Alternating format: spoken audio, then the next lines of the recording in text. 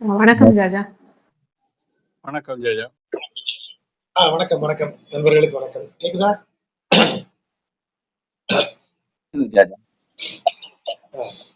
நாங்க வாசி முடிச்சிட்டோம்.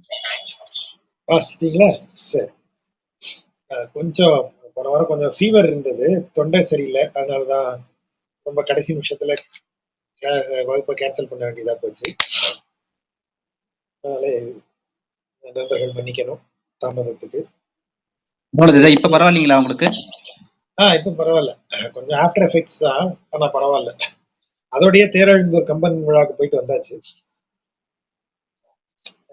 அதனால ஒன்னும் ப்ராப்ளம் இல்லை. இப்போ இன்றைக்கு 11வது பாடல்ல இருந்து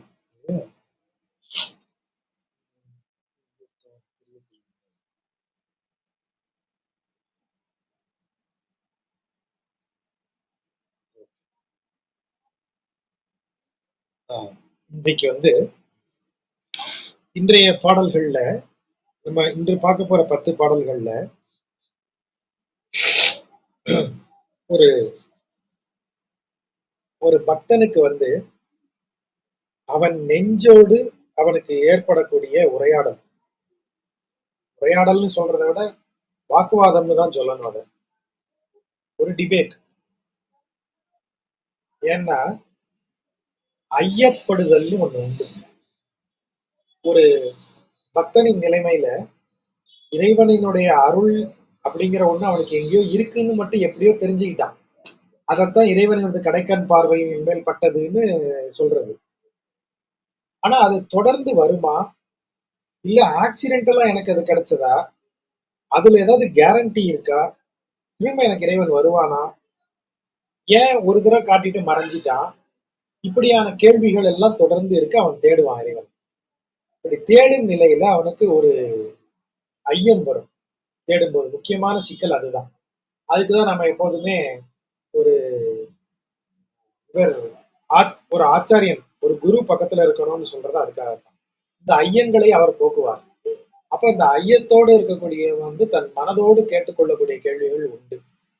அப்படிப்பட்ட இடங்கள் தான் இப்போ இன்னைக்கு நிறைய பாடல்கள், இன்னைக்கு வர்ற 10 பாடல்கள்ல நிறைய பாடல்கள் அதை ஒட்டியதாக அமைந்திருக்கு.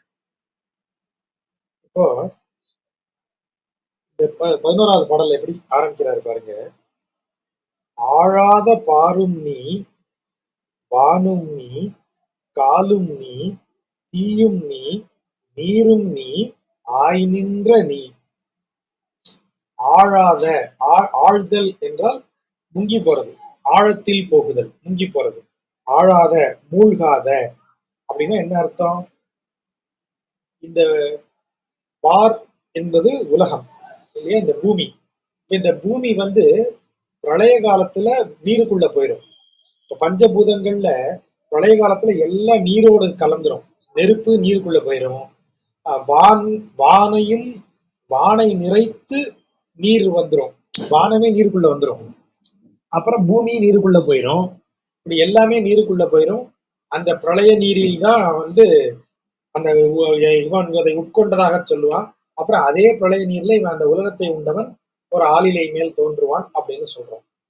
அப்ப ஆழாத பார் என்றால் அப்படி இதுக்குள்ள போகாத, பிரளயத்தில் ஆழாமல் லைவா இருக்கிற உலகம், நம்ம கண்ணு முன்னாடி இருக்கிற மண், அந்த பிருத்திவி என்று சொல்லப்படுகிற, பிருத்திவி எனப்படுகிற இந்த பஞ்சபூதத்தில் ஒன்றாகிய மண், அதுவும் நீதான். வானும் நீ, கால், கால் என்றால் காற்று, நமக்கே தெரியும். கால் என்றால் காற்றுன்னு பொருள். காலும் நீ என்றால் காற்றும் நீயே. தீயும் நீ சொல்லிட்டு, நீரும் நீ. இப்ப 5 பூதங்களை சொல்லிட்டு நாம திருமழிசை ஆழ்வாரனுடைய பாடலை பார்க்கும்போது அதுல முதல் பாடல்லாம் பார்த்திருக்கோம். அதுலதான் அந்த பஞ்சீகரண வித்தைய அவரு சொல்லியிருந்தாருன்னு பார்த்தோம் இல்லையா. அந்த நின்ற கால் 2 மாய் அப்படின்னு அந்த இது ஆரம்பிக்கிற பாட்டு. சாரி, பாட்டு ஆரம்பம் அது இல்லை, மறந்து போயிடுவேன் திடீர்னு. பூவிலாய 5 மாய் அந்த பாட்டுல நமக்கு 5 விதங்கள்லையும் பஞ்சபூதம் எப்படி உருவாகி வருகிறது அப்படின்னு சொன்னார் இல்லையா. அப்போ 5 பூதங்களினுடைய சேர்க்கை, 5 பூதங்களினுடைய சூக்ஷ்ம பூதங்களினுடைய சேர்க்கை ஒரு தூல பூதமாக வெளிவருகிறது அப்படின்னு நம்ம பஞ்சீகரண வித்தை சொல்லுது. அதாவது இப்ப நீருங்கிற ஒரு கண்ணு முன்னாடி தெரியக்கூடிய நீருங்கிற ஒரு பூதம் உருவாகி வரணும்னா 4 பாதிக்கு பாதி நீரும் மீதி பாதியில மீதி இருக்கிற 4 பூதங்களும் கலந்து வரும். அப்படி கலந்தாதான் இந்த தூல வடிவம் கிடைக்கும். இல்லைன்னா அது சூக்கும வடிவிலேயே இருக்கும், ஐடியாவாவே இருக்கும், மேட்ரா மாறாது. அப்படி மாறணும்னா இதுக்கு ஒன்னோட ஒண்ணு கலந்தாகணும். அப்ப இவர் இங்க என்ன சொல்றாரு, பாரும் நீ, வானும் நீ, காலும் நீ, தீயும் நீ, நீரும் நீ, இந்த 5 விதமான பூதங்களுக்குரிய சூக்கும வடிவும் நீதான். ஆய் நின்ற நீ, இவையாக மாறி நின்றதும் நீயே. அப்ப இந்த 5 சூக்கும வடிவங்களும் ஒன்றுடன் ஒன்று கலந்து பஞ்சபூதங்களாய் நின்ற, அதான் பஞ்சபூதங்களாய் நின்றங்கிறதான் ஆகி நின்ற. ஆய்ங்கிறது இங்க ஆகி அப்படின்னு பொருள். பஞ்சபூதங்களாக ஆகி நின்ற அப்படின்னா சூக்குமம் எனப்படுவது ஐடியா. இப்போ நம்ம மனசுல ஒரு ஐடியா தோணுதுன்னு வைங்க, நமக்கு ஐடியா தோணுன உடனே இன்னொருத்தருக்கு அந்த ஐடியா தெரியுமா? தெரியாது. ஏனென்றால் இந்த ஐடியாங்கிறது நமக்கு சூக்குமம் உள்ள தோணி இருக்கு. நமக்குள்ள தோணுனது சூக்ஷ்மமாக. சூக்ஷ்மம் என்றால் உடலற்றன்னு அர்த்தம். அப்ப உடலற்ற ஒன்றாக, வடிவற்ற ஒன்றாக எனக்கு ஐடியா இருக்கு. அந்த எண்ணம், அந்த கருத்தும் நீதான். அப்ப இந்த ஐடியாவை நான் ஒரு பேப்பர்ல எழுதி அல்லது ஒரு இமெயிலா டைப் பண்ணி அனுப்புறேன்னு வைங்க, இப்ப அது என்ன வடிவத்தை பெறுகிறது? ஒரு தூல வடிவத்தை பெறுகிறது. நான் அதை எழுதி ஒரு பேப்பர்ல எழுதி காமிச்சேன். அப்ப அந்த பேப்பர்ல அது தூல வடிவம் பெற்று விடுகிறது. அப்போ ஐடியா தூல வடிவமா மாறுகிறதுன்னு சொன்னா அப்ப அது ஒரு பொருளாகி விடுகிறது. அந்த பொருளாக ஆகுபவனும் நீதான் அப்படின்னு அவர் சொல்றாரு. அப்போ காரணமும் நீதான், காரணத்தினால் விளைந்த காரியமும் நீதான். அதனாலதான் இதை சொல்றாரு, பாரும் நீ, வானும் நீ, காலும் நீ, தீயும் நீ, நீரும் நீன்னு சொல்லிட்டு இந்த 5ஆகவும் ஆகி நிற்பது ஆய் நின்ற நீ. அப்ப இதுல 2 பொருள் எடுக்கும். ஒண்ணு என்ன, இந்த பஞ்சபூதங்கள்ங்கிறத பஞ்சபூதம், பூதன்னு சொன்னாலே நமக்கு அந்த தூல வடிவத்துக்கு தான் பூதன்னு பேரு. பூதம் என்றால் தூல வடிவம்னு தான் அர்த்தம். நம்ம ஏதோ ஒரு பேய் பிசாசு மாதிரி அதை வச்சுக்கிறோம். பட் வடமொழி சொல்லுல பூதம் என்பது கண்ணுக்கு புலப்படும் பொருள், மேட்டர் அப்படிங்கிற அர்த்தத்துலதான் பூதம் என்று சொல்லப்படுகிறது. அப்போ பஞ்சபூதங்கள் என்று சொல்லப்படுகிற ஐடியாவும் அவன்தான். அந்த பஞ்சபூதங்கள் பூதங்களாக மாறி வரக்கூடிய பிசிக்கல் அந்த மேட்டரா அது மாறுவதும் அவன்தான். இதுக்கப்புறம் ஒண்ணு பொருள் எடுக்கலாம். எப்படி எடுக்கலாம்? எல்லா பொருட்களும் இந்த உலகில் நாம் காணக்கூடியது எத்தனை வகை பொருட்கள்னு கேட்டீங்கன்னா எத்தனையோ வகை பொருட்கள் இருக்கு. கல்லு, மண்ணு, தாவரங்கள், உடல், மனிதனோட உடல், மீனின் உடல், இப்படி என்னென்ன விதங்கள்ல எல்லாமோ, புழுவின் உடல் இல்லையா, பறவைகளின் உடல், என்னெல்லாமோ விதமான பொருட்கள் இருக்குன்னு சொன்னா கூட நம்ம மரபு என்ன சொல்லுது, 5 பூதங்களின் சேர்க்கையால் தான் எல்லா பொருட்களும் உண்டாகி இருக்கின்றன. 5 பூதங்களின் சேர்க்கையின்றி நீங்கள் எந்த பொருளையும் இந்த பூமியில் படைக்க முடியாது. இந்த பூமியில் ஒரு வடிவம் எடுத்து வரக்கூடிய, ஒரு தோற்றத்தை எடுத்து வரக்கூடிய எதுவுமே இந்த 5 பூதங்களின்ல அதனுடைய சேர்க்கையினால, அந்த காம்பினேஷன்ல தான் அது அமைந்திருக்கும் அப்படின்னு சொல்றாங்க. அப்ப ஆய் நின்ற நீ என்றால் இந்த உலகத்திற்கு அடிப்படையாக விளங்கக்கூடிய 5 பருக்கள், பரு, அதான் பூதத்துக்கு தமிழ்ல பருன்னு சொல்றதுதான் சரியா இருக்க முடியும். 5 பருக்களாக இருப்பதும் நீதான். இந்த 5 பருக்களின் காம்பினேஷன்களால் உருவாகி நிறைந்து இருக்கிற இந்த பூமியின் அனைத்து பொருட்களும் நீதான். அதான் ஆய் நின்ற நீ. எல்லா பொருட்களும் எதால் ஆகி நிற்கின்றன? அனைத்து பொருட்களுமே 5 பூதங்கள், 5 பருக்களால் ஆகி நிற்கின்றன. அந்த இப்ப எண்ணெய்னு ஒரு பொருள் இருக்கு. எண்ணெய் என்ன? மண்ணிலிருந்து உருவான கடலை, கடலையிலிருந்து உருவான ஒரு திரவம். அப்ப மண்ணும் காற்று, காற்றிலிருந்து ஆக்சிஜனை வச்சு அப்புறம் அதுலயே நீரை உறிஞ்சி சூரிய ஒளியாகிய நெருப்பை எடுத்துக்கொண்டு அந்த செடி ஒரு கடலைன்னு ஒண்ணு உற்பத்தி பண்ணுது. 5 பூதங்களும் அந்த கடலைக்குள்ள வந்துருச்சு இல்ல. இதுல ஏதாவது ஒண்ணு இல்லைன்னா கூட கடலை வருமா? 5 பூதங்களுக்கும் அந்த கடலையில இருக்கு. அப்ப அந்த கடலைங்கிற ஒரு பொருள் 5 பூதங்களினுடைய சேர்க்கையால் உருவான ஒரு பொருள். ஒரு மாம்பழத்தை எடுத்துக்கிட்டீங்கன்னா மாம்பழமும் அதேதான்.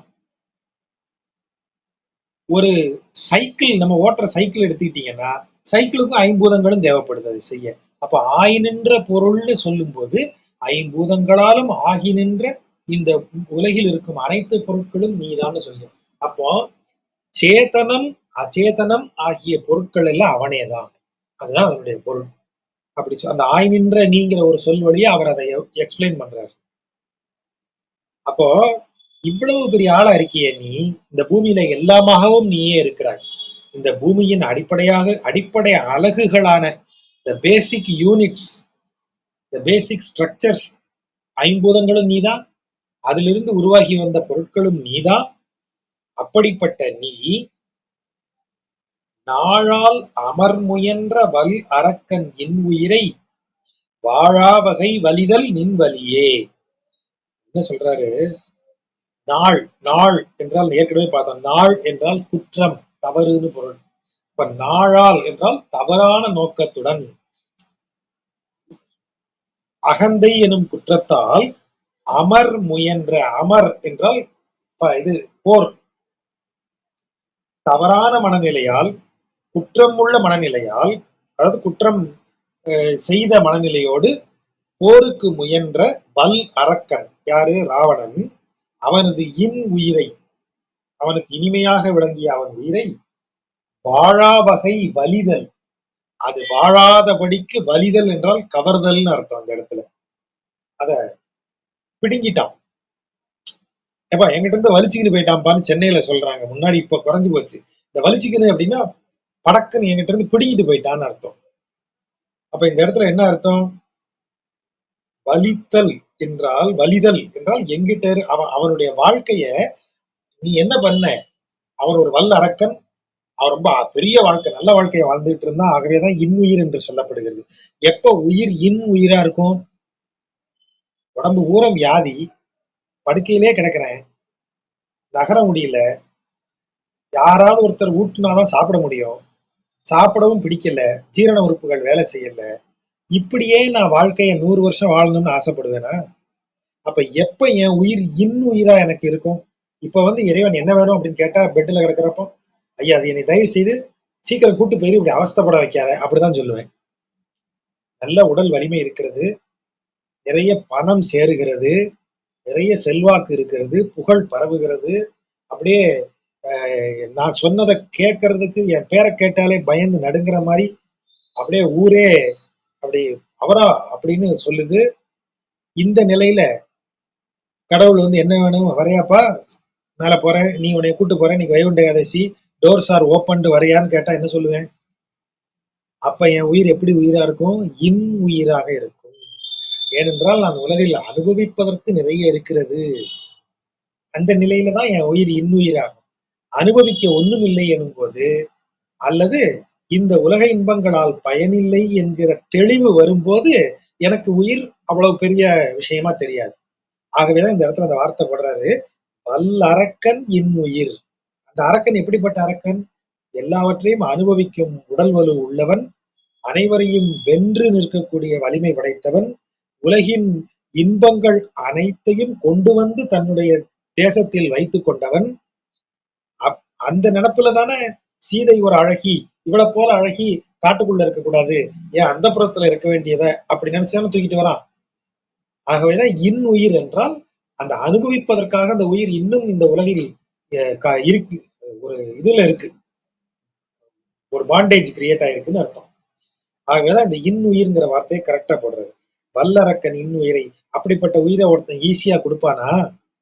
ரொம்ப எளிமையா கொடுத்து எளிதாக எடுத்துருவீங்களா அந்த உயிரை?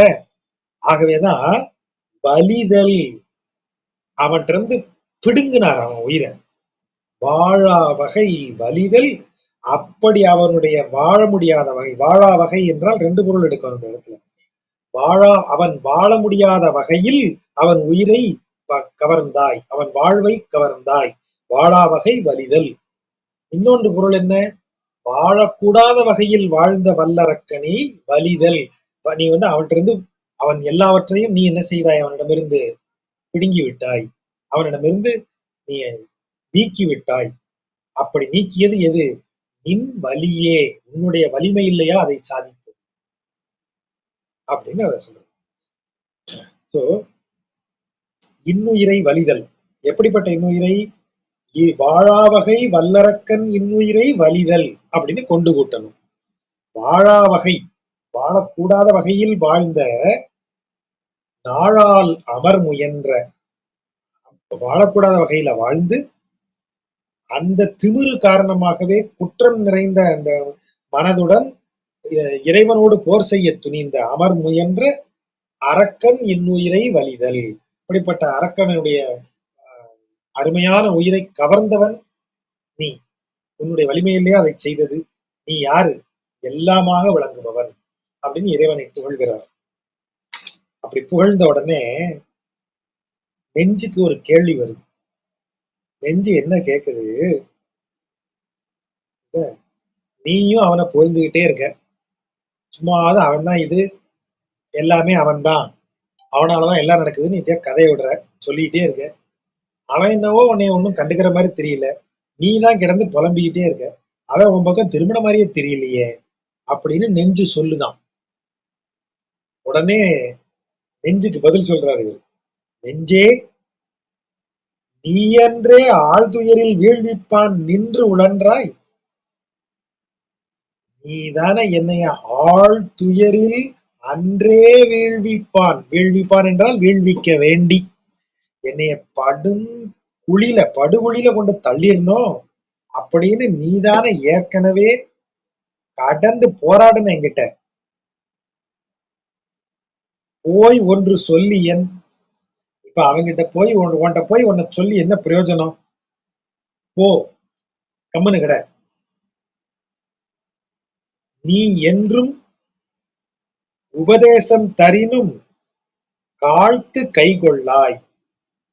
உனக்கு நான் எப்போதும் நல்ல வார்த்தை சொல்றேன், நெஞ்சுக்கு சொல்றாரு. யோசிச்சு பாருங்க, நம்ம மனசுல நம்ம பேசிக்கிறது தான். நம்ம மனசு என்ன சொல்லும்? சும்மா சாமி சாமினே உட்காந்துருக்காத ஐயா, போ மத்த சோழியை பாரு, எங்க என்னென்ன பிரமாதமா இருக்கு, எல்லாத்தையும் போய் என்ஜாய் பண்றதை விட்டுட்டு ஒரே ஏதாவது கொஞ்ச நேரம் கும்பிட்டா எந்திரிச்சு போயேன் அப்படின்னு மனசு சொல்லும். அப்ப மனசுட்ட சொல்ற, மனசு கேட்க, இப்படியே கும்பிட்டுட்டே இருக்கிய, எனக்கு தெரியும் நீ 2 வருஷமா நீங்களும் பிரபந்தம் எல்லாம் வாசிச்சுட்டு தான் இருக்கீங்க, யாருக்காவது ஒருத்தருக்காவது இறைவன் நேரில் வந்தானா? வரல அப்படின்னு நெஞ்சு கேட்குது. அப்படி நெஞ்சு கேட்கும் போது இவர் பதில் சொல்றாரு, என்னைய அந்த மாதிரி துயரத்துல தள்ளணும்னு அன்னையில இருந்தே நீ முயற்சி பண்ணிக்கிட்டே இருக்க. நீ என்றே ஆழ்துயரில் வீழ்விப்பான் நின்று உழன்றாய். எப்படி? எதில் நின்று? உலக இன்பங்களில் உறுதியாக நின்று அதிலேயே உழன்று என்னையும் அதுல கொண்டு தள்ளணும்னு நீ முயற்சி பண்ணியே. போய் ஒன்று சொல்லி உன்கிட்ட போய் ஒன்னு சொல்லி என்ன பிரயோஜனம்? ஓ, கிடக்கட்டும்னு இதுக்கு உரையாசிரியர்கள் சொல்றாங்க. அதை விட நேரடியானது போ அப்படின்னா விடு, இந்த இடத்துல தொலைஞ்சு போ. உனக்கு நான் நல்ல புத்தி பலமுறை சொல்லியிருக்கேன். என்றும் உபதேசம் தரினும். உபதேசம் என்றால் என்ன? ஒருவன் கடைத்து ஏறுவதற்கான வழிமுறையை சொன்னால் அதற்கு பெயர் உபதேசம். உபதேசம் என்றால் ஒருவனுக்கு அவன் நல்ல விதத்தில் ஆவதற்காக செய்யப்படுகிற கொடுக்கப்படுகிற ஒரு அறிவுரை. ஒருவன் நல்ல கதிக்கு வருவதற்காக அவனுக்கு அளிக்கப்படுகிற ஒரு பிராக்டிஸ், அதுக்கு பேர் தான் உபதேசம். பிரம்மோபதேசம் அப்படின்னு சொல்றாங்க. பார்ப்பனர்கள் பிராமணர்கள் பூணல் போடும்போது அந்த பையனுக்கு பிரம்மோபதேசம் என்று. என்ன பிரம்ம உபதேசம் என்றால்? பிரம்மத்தை குறித்த அறிவுரை அவனுக்கு சொல்லப்படுகிறது. நீ இனிமே பிரம்மத்தை ஆராயும் கல்விக்கு கற்றுக்கொள்ள போகிறாய், ஆகவே பிரம்மத்தை குறித்த அறிவை நீ விருத்தி செய்து கொள், இதுதான் பிரம்மத்தை குறித்த அடிப்படை, இனிமே நீ படிக்க வேண்டியது இதைத்தான் அப்படிங்கிற அறிவுரையத்தான் அவனுக்கு நாம கொடுக்கிறோம், அந்த பூணல் போடுற பையனுக்கு. ஆகவேதான் பிரம்மத்தை ஆராய்பவன் பிரம்மச்சாரி ஆகிறான்.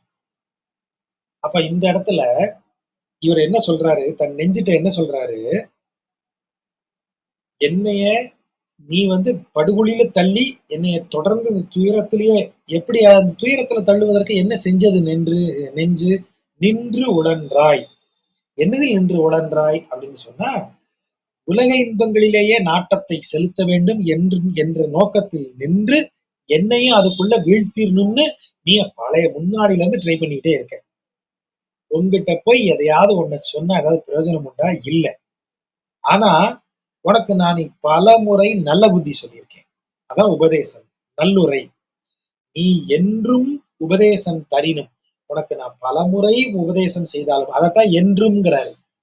பலமுறை செஞ்சாலும் காழ்த்து கை கொள்ளாய். காழ்த்து என்றால் எரிச்சல் பட்டு, எரிச்சலுடன், கோபத்துடன் நீ கோபப்பட்டு அதை காதலியே வாங்க மாட்ட. கை கொள்ளாய். கை கொள்ளுதல் என்றால் பின்பற்றுதல்னு அர்த்தம். டு ஃபாலோ, டு பிராக்டிஸ், அதான் கை கொள்ளுதல் அப்படின்னு அர்த்தம். அப்ப கை கொள்ளுதல் என்றால் பிராக்டிஸ் பண்றது. நான் உனக்கு பலமுறை சொல்லியிருக்கேன் நல்ல புத்தி, நீ எல்லா நேரமும் எரிச்சல் பட்டுக்கிட்டு அதை ஃபாலோ பண்ணதே கிடையாது. கண்ணன் தாள் வாழ்த்துவதே கண்டாய் வழக்கு. வழக்கு என்றால் பிராக்டிஸ், அல்லது அதுதாங்க இயல்பு. That is the nature. அதான் இயல்பு. பாரு, நீ என்னதான் அவன் குத்தம் சொல்லு, நீ வேற இடத்துக்கு என்னை திருப்ப ட்ரை பண்ணு, என்ன வேணா முயற்சி பண்ணு, உனக்கு நான் பலமுறை நல்ல புத்தி சொல்லிட்டேன், நீ கேட்கற மாதிரி தெரியல, எல்லா நேரத்தையும் எரிச்சல் பட்டுக்கிற, நான் சொன்ன எதையும் ஃபாலோ பண்ண மாட்டேங்கிற. ஆனா ஒண்ணு தெரிஞ்சுக்கோ, இறைவனின் திருவடிகளை வணங்கி இருப்பதேதான் சரியான இயல்பு. அதான் உயிருக்கு இயற்கை அப்படின்னு நெஞ்சுக்கு சொல்றாரு. கண்ணன் தாழ் வாழ்த்துவதே வழக்கு கண்டாய். பாத்துக்கப்பா, அதுதான் உலக இயற்கை. உலகத்துல இன்பத்தின் பின்னாடி போனவன்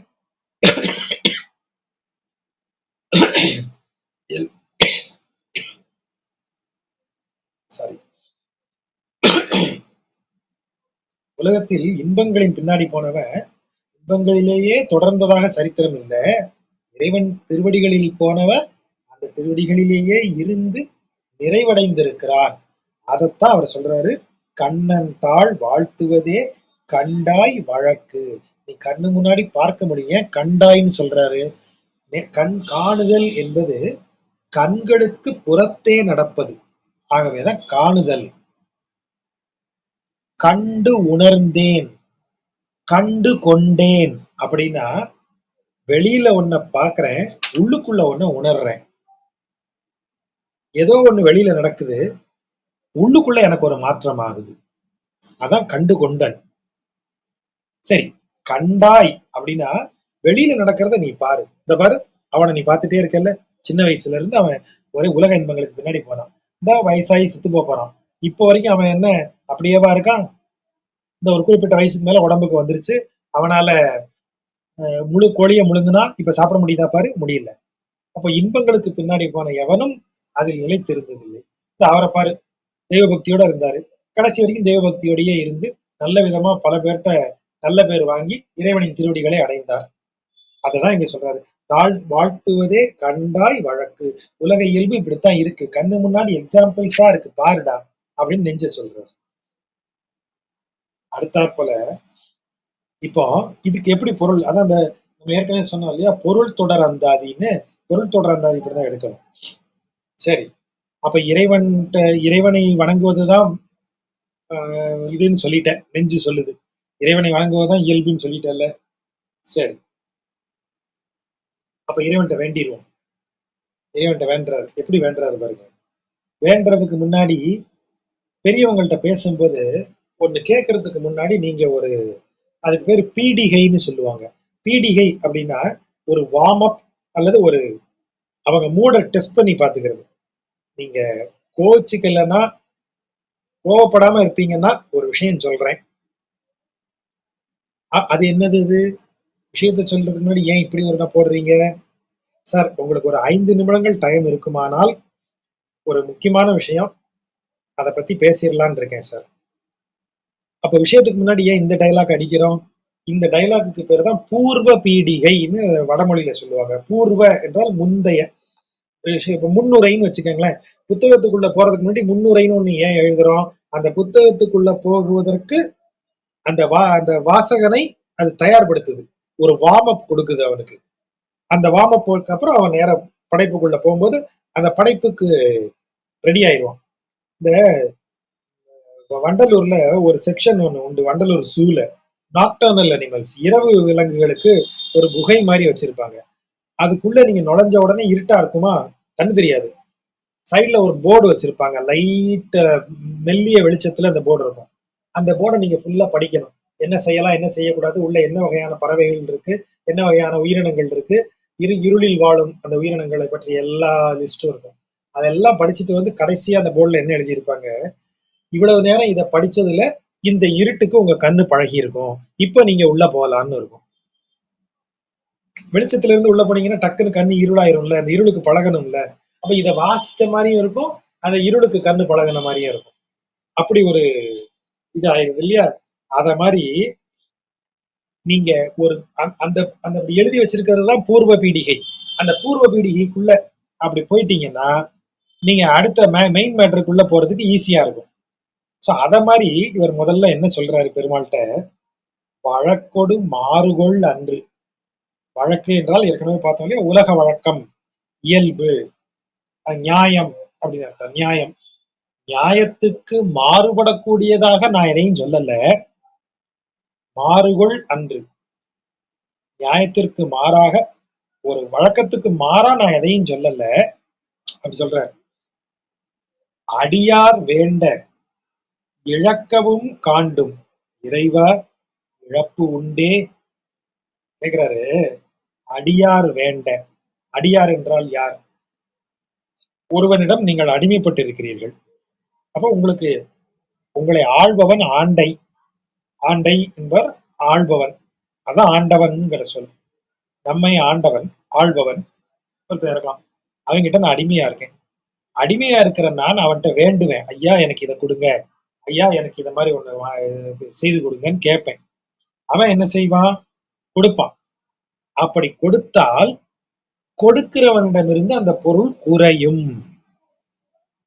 அடியார் வேண்ட கொடுப்பவனுக்கு இழக்கவும் காண்டும். காண்டும் என்றால் காண்பாயாக அர்த்தம்.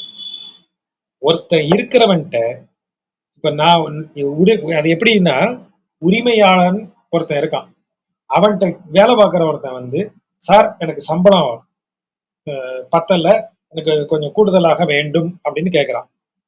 சரிப்பா, உனக்கு சம்பளம் எவ்வளவு வாங்குற? ஐயா 50,000 வாங்குறேன், இந்த 60,000 வச்சுக்கோன்னு கொடுக்குறேன். அவனுக்கு 60,000 வந்துடும். எனக்கு என்ன ஆகுது? கூடுதலாக 10,000 ரூபாய் குறைகிறது, ஒரு இழப்பு நேரிடுகிறது. அப்போ உலகத்துல ஆண்டான் அடிமைங்கிற இயல்பு இறைவனுக்கும் அடிய தொண்டர்களுக்கு மட்டுமா இருக்கு? எல்லா இடத்துலயும் இருக்கு. வேலை பார்க்குற இடத்துலதான் நம்ம அப்படிதான் இருக்கோம். ஆனா எல்லா இடத்துலயுமே அடியாராக இருக்கிற ஒருவன் கேட்டால் அவனுக்கு எஜமானனாக இருக்கிறவன் எதை கொடுத்தாலும் அதில் ஒரு இழப்பு அந்த எஜமானனுக்கு இருக்கிறது. ஆனால் இறைவனே உனக்கு அப்படி இழப்பு ஒன்று உண்டா அப்படின்னு கேக்குறாரு. அப்ப நான் கேட்டதை கொடுத்துட்டாதான் என்ன, உனக்கு ஏதாவது குறைய போகுதா? பூமியில இருக்கிற மனுஷன் என்ன நினைப்பான்? சம்பளத்துக்கு இவனுக்கு போனஸ் கொடுத்தோம்னா நம்ம லாபம் குறையுமே நினைப்பான். ஏன்னா அவனுக்கு இழப்பு இருக்கு, கொடுக்கிறவனுக்கு இழப்பு இருக்கு இல்லையா? கொடுக்கிறவனுக்கு இழப்பு இருக்கா இல்லையா? ஆனா இங்க என்ன சொல்றேன், நீ இறைவன், உன்கிட்ட இருக்கிற ஐஸ்வர்யங்களுக்கு, உன்னிடம் இருக்கக்கூடிய வளத்திற்கு ஒரு குறைவும் வராது. உன்கிட்ட இருந்து எவ்வளவு அள்ளிக்கிட்டாலும் உனக்கு குறையாதுப்பா, நீ என்றும் நிறைந்தவன்.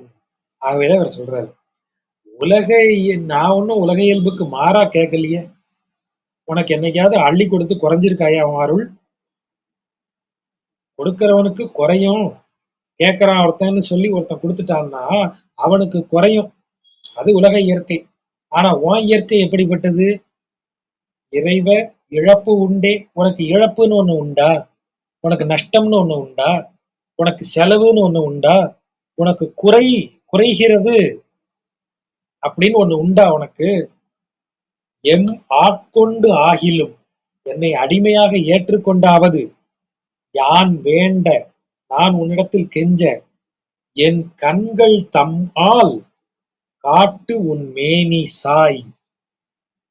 சாய்வுன்னு வரணும், சாய்ன்னு வருது. உன் மேனியின் சாயல், உனது உனது ஸ்வரூபத்தினுடைய தரிசனத்தை என்னை அடிமையாக ஏற்றுக்கொண்டாகிலும் என் வேண்டுதலுக்காக உனது சொரூபத்தை, உனது வடிவழகை எனக்கு ஒரு துளி என் கண்களுக்கு காட்ட மாட்டாயா? என் கண்கள் தம்மால், தம்மால்ங்கிறது இங்க உருபு மயக்கம்னு சொல்லுவாங்க, தமக்குன்னு வரணும்.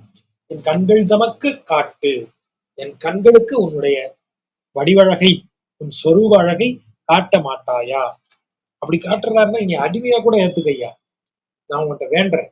யான் வேண்ட எம்மை ஆட்கொண்டாகிலும் என் கண்கள் தமக்கு உன் மேனிசாய் காட்டு, உன் மேனியின் சாயலை, உனது அந்த ஸ்வரூபத்தினுடைய அந்த அழகை எனக்கு காட்ட மாட்டாயா அப்படின்னு கேக்குறாரு. அப்படி காட்டினா உனக்கு என்னையா குறைஞ்சிரும்? அதான் மேல அத கேள்வியா முதல்ல போட்டார். நான் அழகா இருக்கேன், அப்படி ஒருத்தர் வந்து, சார் நீங்க அழகுன்னு எல்லாரும் சொல்றாங்க, உங்களை வந்து உங்க அழகை பார்க்கலாமா சார்? நீங்க பாத்தீங்கன்னா என் அழகு குறைஞ்சிரும் அப்படி சொல்லுவானா இறைவன்? அதான் இவர் கேட்கிறாரு. உனக்கு குறைவாயா போகுது? எனக்கு அருளி உன் அருள் குறைஞ்சிருமா? எனக்கு காட்டி உன் அழகு குறைஞ்சிருமா? என்ன உனக்கு குறையும்? மற்றவனுக்கு சரி அப்படி குறையும். அடியார் வேண்ட இழக்கவும் காண்டும். பிறரை அடிமைப்படுத்திய மனிதர்களை மனிதர் அடிமைப்படுத்தினால் அந்த அடிமைப்படுத்திய மனிதன் தனக்கு அடிமையாக வைத்திருப்பவனுக்கு எதையாவது கொடுத்தால் அவன் இழக்கத்தான் செய்யணும். ஆனா நீ என்னை அடிமையாக்கிக்கோ, எம் ஆட்கொண்டு ஆகிலும், என்னை அடிமையாக ஆக்கி கொண்டாலும் கூட யான் வேண்ட, நான் கேட்டேன்னா எனக்கு நீ கொடு இறைவ. இழப்பு உண்டே, உண்டேனா உண்டோ? உனக்கு அப்படி இழப்பு உண்டாயா? நீ நீ மானுடனா? உனக்கு அந்த இழப்பு உண்டா? கிடையாதே. கொடுக்கலாமே, அப்புறம் என்ன? உனக்கு கொடுக்கறதுக்கு என்ன கொள்ள? அதான் கேக்குறாரு.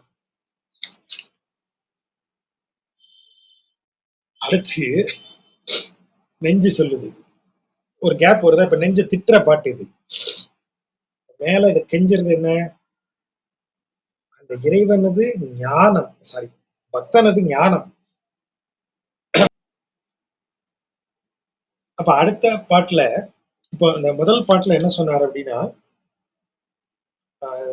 முந்தின பாட்டுல உன் மேனியை எனக்கு காட்ட மாட்டாயா? அப்ப அந்த பக்தனது ஞானம் இறைவன்ட்டு அப்படி வேண்டுது. என்ன, எனக்கு கொடுத்து உனக்கு குறைய போறது இல்லையே இறைவனே, அப்படி இருக்கும்போது நீ எனக்கு கொடுக்காமல் இருக்கிறது ஏன் அப்படின்னு கெஞ்சும் போது நெஞ்சு வந்து என்ன சொல்லுது? நீயும் கெஞ்சிட்டு தான் இருக்க, நீயும் விதவிதமா பேசிட்டு தான் இருக்க, உங்களால ஒன்னும் வர்ற மாதிரி தெரியலையே. அப்போ ஞானம் எனப்படுவது நமது சிந்தனை, நமது எண்ணங்களுக்கு தாண்டி நிற்கக்கூடிய ஒன்று. எண்ணம் உருவாகி கொண்டேதான் இருக்கும், எண்ணத்தை நிறுத்த முடியாது. ஐயப்படுவது மனிதனின் இயல்பு. இப்ப திடீர்னு ஒருத்தனுக்கு போய், சார் 1 கோடி ரூபாய் உங்களுக்கு நான் கொடுக்குறேன், வச்சுக்கோங்க சார். எதுக்குங்க கொடுக்குறீங்க அப்படின்னு கேட்பாங்க. சும்மா தரேன் சார், உங்களை பார்த்தேன் பிடிச்சு போச்சு, என்கிட்ட இருக்கு கொடுக்குறேன் வச்சுக்கோங்க. அவன் வாங்குவானா? சரி, எங்கிட்ட யாராவது ஒருத்தர் கொண்டு வந்து கொடுக்குறாரு அப்படி 1 கோடி ரூபாய், வாங்குவேனா? எனக்கு சந்தேகம் வரும். இவன் என்ன யாருன்னே தெரியலையே, ஒருவேளை பின்னால ஏதாவது எதுலையாவது மாட்டி விட்டுருவானோ, இவன் ஏதாவது பைத்தியக்காரனா இருப்பானோ, அதாவது 1 கோடி ரூபாய் கொடுத்து நம்மள்ட்ட இருந்து இன்னும் கூடுதலா வாங்கிட்டு போயிடுவானோ என்னெல்லாம் நமக்கு தோணும். மனிதனின் இயல்பு ஐயப்படுவது. To doubt is human, to err is human எல்லாரும் சொல்றாங்க. ஆனா ஒரு விதத்துல டு டவுட் இஸ் ஹியூமன், எல்லாத்தையும் சந்தேகப்படுறது. அப்போ நெஞ்சு சந்தேகப்படும் போது அந்த நெஞ்சை தாண்டி இருக்கக்கூடிய ஒரு ஞானம் என்ன சொல்லும்? எப்பா உன் இயல்பை நீ செஞ்சுக்கிட்டு இருக்க, ஆனா உன்னைய படைச்ச ஒருத்தன் இருக்கானே அவனை நோக்கி நான் பேசிக்கிட்டு இருக்கேன், அவனை எப்போதும் பாக்குறது தான் என்னுடைய இயல்பு, நீ வாட்ட சந்தேகப்பட்டுக்கிட்டே இரு. அப்படி பேசுற இடம் பக்தன் தனக்குள்ளேயே 2ஆ மாறுற இடங்கள் இதெல்லாம். அப்ப இப்ப நெஞ்சு வந்து அவன்கிட்ட கேக்குது, எப்ப சும்மா நீயே அவனை மேனிய காட்டு சாய்வை காட்டுன்னு பேசிட்டு இருக்காத, அவன் வர்ற மாதிரியே தெரியல, முதல்ல அப்படி ஒருத்தன் இருக்கானே சந்தேகமா இருக்கேப்பா எனக்கு அப்படின்னு நெஞ்சு சொன்ன உடனே நெஞ்சை நோக்கி ஒரு கேள்வி கேட்கிறார். சாயால் சாயால் கரியானை, சாயால் என்றால் சாயத்தால், சாயம் என்பது வடமொழியில நிறம்னு அர்த்தம். சியா, அந்த சாயா அப்படிங்கிறது வடமொழியில நிறம்ங்கிற பொருள். சாயால் கரியானை, நிறத்தால் கரியவனை உள் அறியாராய், தனது உள்ளத்தால் அறிய முடியாதவர்களாய். ரெண்டு பொருள். இப்போ இந்த கீழே வரக்கூடிய வரியில வருவோம். நெஞ்சே பேயார் பேயர் ஆய் முலை கொடுத்தார். பேயார் பேய் போன்றவள் யாரு? பூதனை. பேயர் ஆய். பேயர்னா என்ன? அறிவற்றவர். பேயர் தான் பேதைன்னு வருது. பேயர் அறிவற்றவர். பேயாக இருக்கக்கூடிய, அதாவது அரக்கியாக இருக்கக்கூடிய பூதனை அறிவு இல்லாதவளாய். அதான் பேயார் பேயராய். பேயர் வரும்போது அது அறிவற்றவர்ங்கிற பொருள். பேயராய் அறிவற்றவராகி. யார் அறிவற்றவரானார்? பேயார் பேயராகி. பேயாக இருக்கக்கூடிய அரக்கியாக இருக்கக்கூடிய பூதனை அறிவற்றவளாகி. எதனால் அறிவற்றவள்? சாயால் கரியானை உள்ளறியாராய். அந்த கருத்த குட்டி ஒண்ணு இருக்கே, அத பார்த்த உடனே உனக்கு தெரிய வேணாமா? உனக்கு உள்ளத்துக்கு அறிய வேண்டாமா? அது பரம்பொருள், வணங்கத்தக்க இறைவன். அவங்கிட்ட போய் நாம அவன் உயிரை கவர போறோமே, அப்ப அது அறிவற்ற செயல் இல்லையா? அது உனக்கு தெரியலையே, அப்ப நீ அறிவற்ற செயல் தானே செஞ்சு வச்சிருக்க. உள்ளத்தால் அறிய முடியாதவளாய், உள் அறியாராய். இன்னொரு பொருள் என்ன? அவனுடைய நோக்கம் என்ன? அவன் மனசுக்குள்ள என்ன இருக்குன்னு தெரியாம, இத்தினூண்டு குழந்தை தானே, இதுக்கு என்ன, இது என்ன நம்மளை செய்ய போகுது, வேலை ரொம்ப ஈஸி, டப்புன்னு முடிச்சுட்டு கமிஷன்ட்ட பேமெண்ட்டை வாங்கிட்டு வீட்டுக்கு போயிடலாம்னு நினைச்சல நீ. உனக்கு அந்த குழந்தை மனசுக்குள்ள என்ன நினைச்சிட்டு இருந்ததுன்னு உனக்கு தெரியாதுல்ல. அதான் உள்ள அறியாராய். நீ அறிக்கை கேன மாதிரி நீ நினைச்சுக்கிட்ட நீ தான் அந்த குழந்தைய கொல்ல போயிட்டு இருக்கன்னு. ஆனா உனக்கு அந்த குழந்தையினுடைய உள்ளம் தெரியல, அது உன்னைய கொல்றதுக்கு வெயிட் பண்ணிட்டு இருக்கு. அப்ப அதுதான் இங்க சாயால் கரியானை உள் அறியாராய் நெஞ்சே பேயார் பேயராய் முலை கொடுத்தார்.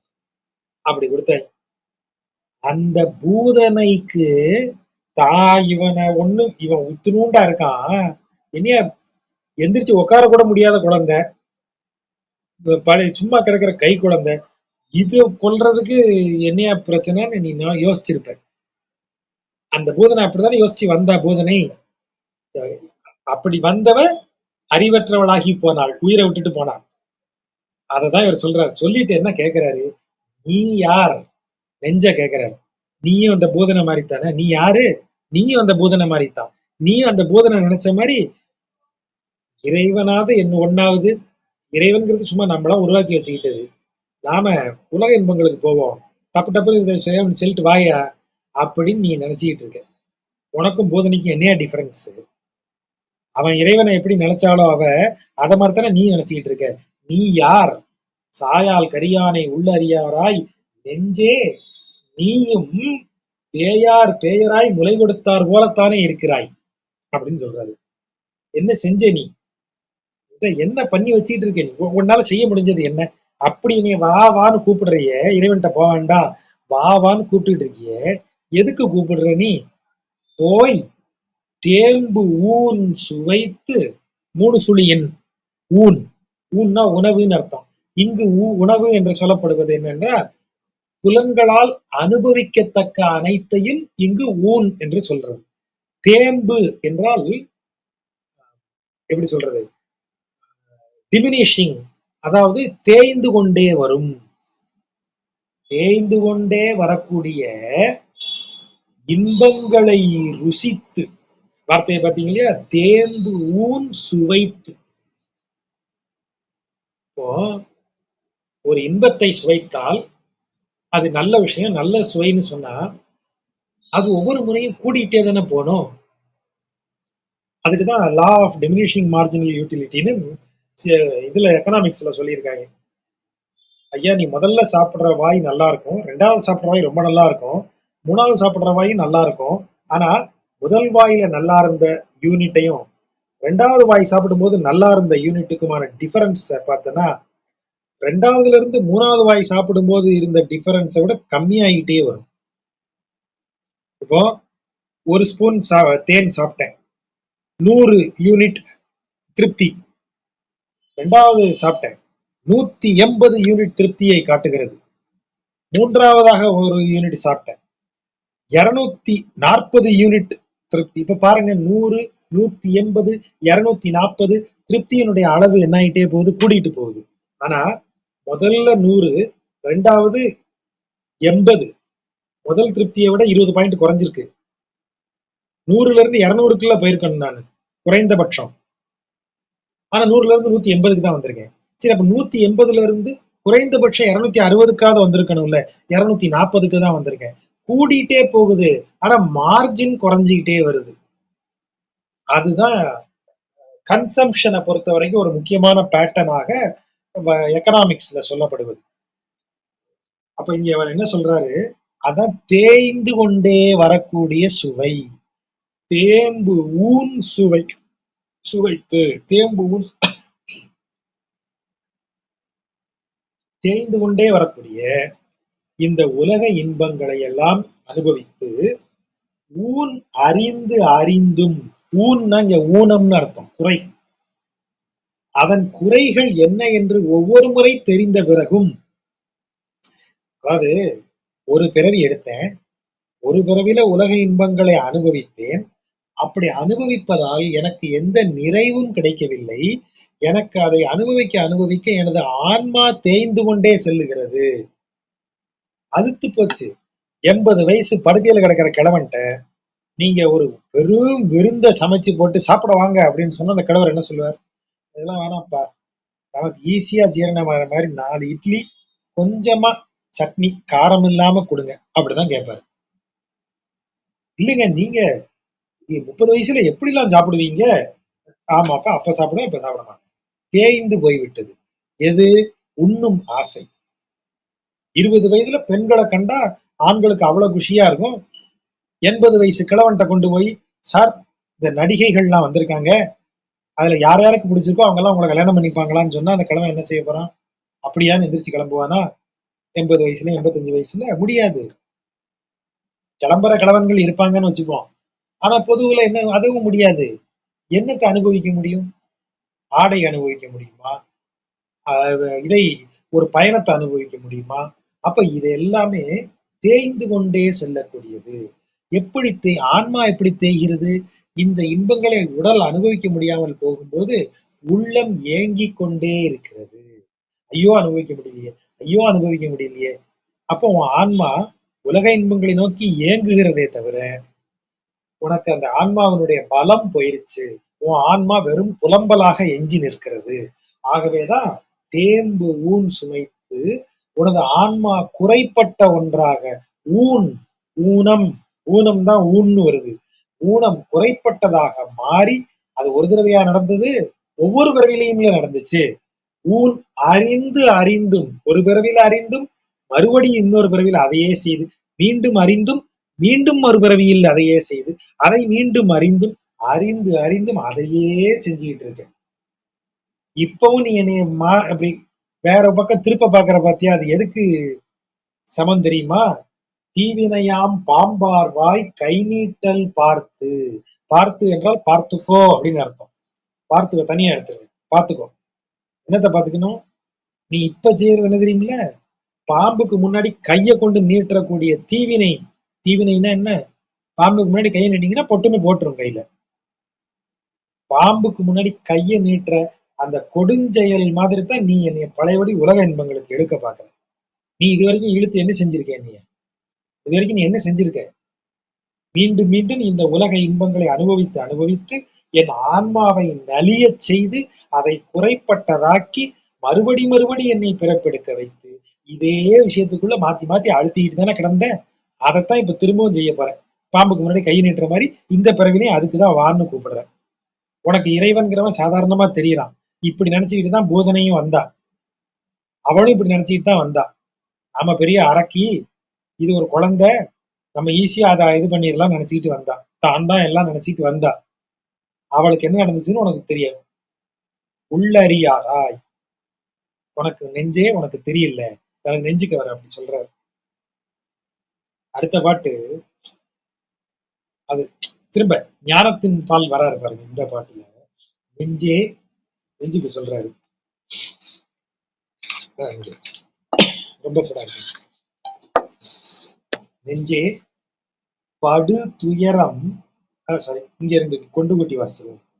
நெஞ்சே ஆர்த்து ஓதம் தம் மேனி தாழ் தடவ. ஆர்த்து, ஆர்த்து என்றால் ஓசை எழுப்பிக் கொண்டு. ஓதம், ஓதம் என்றால் கடல், கடல் ஒலி எழுப்பிக் கொண்டு. ஓதம் ஆர்த்து தம் மேனி, தன்னுடைய மேனி தாழ் திருப்பாதங்களை தடவ. கடல் அவனுடைய பாதங்களை தடவுகிறது, அவன் மேனி மேல் படுகிறது. தாம் கிடந்து, எப்படி அந்த கடல்ல அவன் கிடக்கிறார், படுத்திருக்கிறார். ஆகவே கடல் அவர் பாதங்களை தழுவுகிறது, அவர் மேல் படுகிறது. தம்முடைய செம்மேனி கண் வளர்வார். செம்மேனி கண் என்றால் சிவந்த நிறங்களை உடைய கண்ணுன்னு அர்த்தம். மேனி இல்ல, இது மேனினா உடலை குறிக்காது. செம்மேனி, செந்நிறம் கொண்ட கண் அப்படின்னு பொருள். இங்க செம்மேனி கண், சிவந்த நிறத்தையுடைய கண். அவர் சிவந்த கண்கள் உடையவர். அந்த கண்களை மூடிக்கொண்டு அலைகள், கடலின் அலைகள் பாதங்களை நனைக்கவும் உடலின் மேல் படலுமாக இருக்கக்கூடிய பார்க்கடலுக்கு நடுவே அவர் கிடந்து படுக்கையில் இருக்கிறார். அவருடைய சீர், கண் வளர்வார் சீர், அவருடைய புகழ், அதை பேச, அவர் சீர் பேசன்னு அர்த்தம். படுதுயரம் பேர்த்து ஓத. பேர்த்து என்றால் இல்லாமலாகுதல். பேர்த்து போட்டான் அப்படின்னா தலைகளை கவுத்துட்டான்னு அர்த்தம். இல்லாமலாக்குதல் அர்த்தம். அவனுடைய புகழை, எப்படி பெரும் ஓசை எடுக்கும் கடலில் அந்த கடல் தன் கால்களை தழுவ தனது சிவந்த கண்களை மூடி படுத்திருக்கும் அந்த பெருமானின் புகழை பேர்த்து, இது ஓத, பெருமானின் புகழை சீர் ஓத படுதுயரம் பேர்த்து, படுதுயரம் போய்விடும், நாம் படும் துயரங்கள் எல்லாம் தீர்ந்து விடும். எப்போ அவன் புகழை பாடும்போது. அவன் பேர் ஓத, அவன் சீர் ஓத, அவன் புகழை ஓத படுதுயரம் பேர்த்து, படுதுயரம் அழிந்து பீடு அழிவாம் பேச்சு இல்லை. அடுத்த வார்த்தை பாருங்க, அவனுடைய பீடு அழியாது. அதான் நம்ம ஏற்கனவே முன்னாடியே சொன்னார்ல, ஒருத்தனுடைய புகழ்ந்தால் அவன் புகழ் அழியுமா? நீ யோசிங்க, ஒருத்தரை புகழ்ந்தால் அவருடைய புகழ் அழியுமா? அதுக்கு வாய்ப்பு இருக்கா? நமக்கு ஒரு சாதாரண நிலையில அதுக்கு ஒரு சந்தேகம் வரும். இப்ப ஒருத்தன் புகழ்ந்தா எப்படிப்பா புகழ் அழியும்? இப்ப ராஜகோபாலனை பத்தி ஒருத்தர் புகழ்ந்து சொல்றாரு, அப்ப ராஜகோபாலுடைய புகழ் அழியுதா கூடுதா? சாதாரணமா பார்த்தா கூடத்தான் செய்யும். யாரு புகழ்றா? சார் அவர் மேல ஒரு 15 கொலை கேஸு, 10 ரேப் கேஸு, ஒரு 25 கொள்ளை, வழிப்பறி கொள்ளை கேஸ் இருக்கு சார். அவர் உங்களை பத்தி ரொம்ப புகழ்ந்து சொன்னாரு சார். இப்ப என் புகழ் என்ன இருக்கு? ஏறுமா இறங்குதா? அப்ப யாரு புகழ்கிறாரோ அவரை வைத்துத்தான் புகழப்படுபவருக்கு புகழ் கூடுமா குறையுமாங்கிறது. ஊர்ல இருக்கிற அயோக்கிய பயல்கள் எல்லாம் புகழ்ந்தான்னா அவன் நிஜமாவே அவன் புகழ் மேல இருக்குன்னு அர்த்தமா? ஒரு நல்லவர் இல்லைங்க, அந்த மனுஷன் நல்லவன் அப்படி சொல்லிட்டா அது பெரிய புகழ். எல்லாரும் ரொம்ப கண்ணியமான மனிதர் ஒருத்தர் இல்லைங்க ராஜகோபால் நல்ல பையன்தான் அப்படின்னு சொன்னா அப்ப அது ஒரு புகழ். எவர் புகழ்கிறாரோ அவருடைய தகுதியால் தான் புகழப்படுபவருக்கு அது புகழ்ச்சியா இகழ்ச்சியாங்கிறது தீர்மானமாகுது. அப்ப இவர் என்ன சொல்றாரு? நான் ஐயப்படும் நெஞ்சு கொண்டவன், நான் ஒரு ஒரு பாகவதனுக்குரிய, ஒரு பக்தனுக்குரிய மாறாத விசுவாசத்துடன் இறைவனை வணங்குபவன் இல்ல. அப்ப ஐ எம் அன்குவாலிஃபைடு. அன்குவாலிஃபைடு ஆகிய நான் புகழ்ந்தா அப்ப இறைவனது புகழ் குறையணும் இல்ல? அது குறையாது. அதுதான் இறைவனுக்கும் மனிதனுக்கும் இருக்கிற வேறுபாடு. இதுக்கு முன்னாடி சொல்லும் போது எவ்வளவு அழகா சொன்னாரு, அடியார் வேண்ட இழக்கவும் காண்டும் இறைவ உனக்கு இழப்பு உண்டோன்னு கேட்டாரு. அதேதான் இங்க, அருளை வழங்குனா உன் அருள் குறையாது. அதே மாதிரி உன்னைய நான் புகழ்ந்தேன்னா, இதே வார்த்தைய யார் சொன்னா? பெரியாழ்வார் எப்படி பாடினாரு? சழக்கு நாக்கொடு புன்கவி சொன்னேன்னு சொன்னாரு. பெரியோர் சிறியோர் குறை பொறுத்தல் பெரியோர் நலனேன்னாரு, பெரியோர் கடனேன்னாரு. பெரியவர்களுக்கு இது சிறியவர்கள் சொல்லக்கூடிய தவறெல்லாம் பொறுத்துக்கிட்டு போனியா நீ? அதான் அவர் சொன்னாரு, காக்கை வாயிலும் கட்டுரை கொள்வர்னு சொன்னாரு. காக்கா கத்துனா கூட பெரியவங்க வந்து அதுல ஏதோ ஒரு அர்த்தத்தை எடுத்துக்குவாங்க. அதான் பெரியவங்களுக்கு அழகு. அப்ப இறைவன் என்ன செய்வான்? அத மாதிரி எடுத்துப்பான். நான் தப்பு தப்பா சொல்லுவேன் அவனை. சரி ஏதோ இப்ப ஆசையில சொல்றான், ஆர்வத்துல சொல்றான், விடு அப்படின்னு இறைவன் எடுத்துப்பான். அதனால இறைவனின் புகழ் குறையாது. புகழ்கிற நான் மோசமானவன், புகழ்கிற எனக்கு தகுதிகள் இல்லை, புகழ்கிற நான் அந்த புகழை உயர்த்தும் அளவிற்கு எனக்கு இது கிடையாது. ஆனா அப்படி நான் புகழ்வதால் அவன் பீடு அழிவாம் பேச்சுக்கே இடமில்லை. அவன் பெருமை குறையுங்கிற பேச்சுக்கு இடம் கிடையாது. ஏன் துயரம் போயிரும், படுதுயரம் பெயர்த்து ஓத எனக்கு துயரம் போயிரும் அவன் புகழ பேசினான். ஆனா அவன் புகழ் குறைஞ்சிருமான்னு கேட்டா அதுக்கு அந்த பேச்சே கிடையாதுப்பா. அப்படி நடக்கவே நடக்காது. எதிரிதா பார்த்துவோர் நெஞ்சுக்கு சொல்றாரு. எதிரிதா அப்படின்னா எதிர் இது ஆக, எதிரிது ஆக பார்த்து ஓர், எதிரு இது ஆக, ஆகங்கிறதா எதிரிதான்னு வருது. எதிர் இது ஆக, உன் கண்ணுக்கு எதிர்த்தாப்புல நிக்கிற இந்த உண்மைய பார்த்து ஓர், ஓர் என்றால் சிந்தி, நினைவில் கொள். இதுதான் நிஜம். அவன் புகழை பாடுவதால் அவனுக்கு எவ்வித குறையும் இல்லை. அவனது பெயருக்கு எந்த புகழுக்கு எந்த குறைபாடும் கிடையாது. ஆனால் எனக்கு என்ன கிடைக்கும்? நான் படும் துயரங்கள் எல்லாம் போய்விடும், நீங்கிவிடும். கண்ணுக்கு முன்னாடி நிக்குது இவ்வளவு பெரிய உண்மை.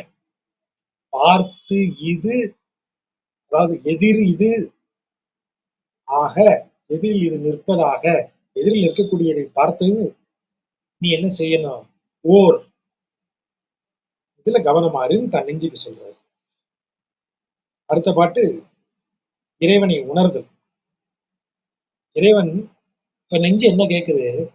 நீ இவ்வளவு சொல்றிய, இவ்வளவு பெரிய ஆளு, இவ்வளவு பெரிய ஆளு அவன்னு சொல்லிக்கிட்டே இருக்கிய, நீயோ கேவலமானவன், என்கிட்ட மறைக்க முடியாது. நீ நெஞ்சிட்ட போய் எவனாவது பொய் சொல்ல முடியுமா?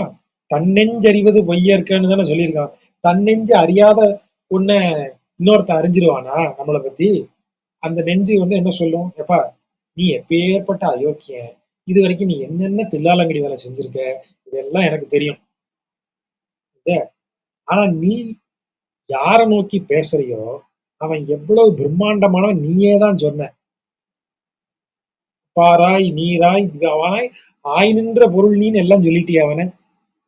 உன்ன மாதிரி ஒரு அயோக்கியன் கேட்டு அப்பேற்பட்ட பிரம்மாண்டமான ஒன்று, அப்படி அனைத்திலும் வியாபித்திருக்கிற ஒன்று, உன்ன மாதிரி ஒரு ஒரு கடையன் கேட்டு வருவானா அப்படின்னு நெஞ்சு கேக்குது. அப்பா இவர் பதில் சொல்றாரு. இவர் ஞானம் பதில் எப்படி சொல்லுது பாருங்க. இறைவனை நோக்கி பதில் அது கேள்வியை வைக்கிறாரு. சீரால் சிறப்பால் பிறந்து வளராது. சீரும் சிறப்பும் ஒண்ணுதான். சீர்னா என்ன, சிறப்புனா என்ன, ரெண்டும் ஒண்ணுதான். ஆனா சீரும் சிறப்பும் ஏன் எப்ப பார்த்தாலும் சேர்த்து சொல்றோம்? சிறப்பு என்பது நமது செயலால் வருவது, சீர் என்பது நமக்கு கொடுக்கப்படுவது. இப்ப தாய் வீட்டு சிறப்புன்னு சொல்றோமா, தாய் வீட்டு சீர்னு சொல்றோமா? நான் அந்த குடும்பத்துல பிறந்ததுனால என் தாய் வீட்டுல இருந்து கொடுக்கறாங்க, அதான் சீர். பிறப்பால் கொடுக்கப்படுவது சீர். சிறப்பு எனது செயலால் நான் சம்பாதித்துக் கொள்வது. ஆகதான் சீரும் சிறப்புமாக வாழ். உன் குடும்பத்தில இருந்து உனக்கு நல்ல விதமா உனக்கு தரப்படுவது நன்றாக அமையட்டும், நீ நன்றாக வாழ்வாயாக, சீரும் சிறப்புமாக வாழ் அப்படின்னு சொல்றது. தாய் வீட்டிலிருந்து சீர் செய்தல் அப்படிதானே வருது. அப்போ பிறக்கும் போதும் நல்ல பெரிய பிரமாதமாகவும் பிறக்கல நீ. சரி வளரும் போதாவது ஏதாவது ஒண்ணு செயல்களால் சிறப்பு வந்ததா? ஒண்ணும் கிடையாது. அதனால இங்க வந்து சீரால் சிறப்பால் பிறந்து வளராது. பிறக்கிறதுலயும் பிறந்த இடத்துலயும் சீர் இல்ல, வளர்ந்த விதத்திலையும் சிறப்பு இல்ல. பேர் வாமன், வாமன்னா வாமனன்னு அர்த்தம். பேர் வாமனன் என்று ஆகாக்கால், பேரும் வாமனன் ஆகலன்னு வச்சுக்க, நீ ஒரு வெறும் குள்ள, வாமனன் பேர் ஒரு குள்ள, பேர் மட்டும் இல்லைன்னு வச்சுக்க, நீ என்ன ஆயிருப்ப? ஆனா பேராளா அனைத்தையும் ஆள்பவனே, பேர் ஆளன் அனைத்தையும் ஆள்பவனே, மார்பு ஆற புல்கி நீ உண்டு உமிழ்ந்த பூமி நீர் ஏற்பு அரிதே. மார்போடு அணைத்து கொண்டு நீ உண்டு, மார்போடு அணைத்து கொண்டு எதை சொல்றாரு? பூமியை சொல்றாரு. பூமியை உண்டு உமிழ்ந்தார் நமக்கு தெரியுது. மார்போடு அணைத்துனா பூமி தாய் பிராட்டி இல்லையா அவருக்கு? பூமாதேவி அவருடைய பிராட்டி. ஆகவே மார்பு ஆற புல்கி அவளை நெஞ்சோடு அணைத்துக் கொண்டு அவளை உண்டு அவளை உமிழ்ந்து, அப்படிப்பட்ட பூமி, நீ எல்லாம் பண்ணக்கூடிய பூமி, அது உன்னுடையது. ஏன் அவனுக்கு உரியது பூமி. அத நீ நல்ல ராமரும் கிருஷ்ணரும் எப்படி பிறந்தாங்க?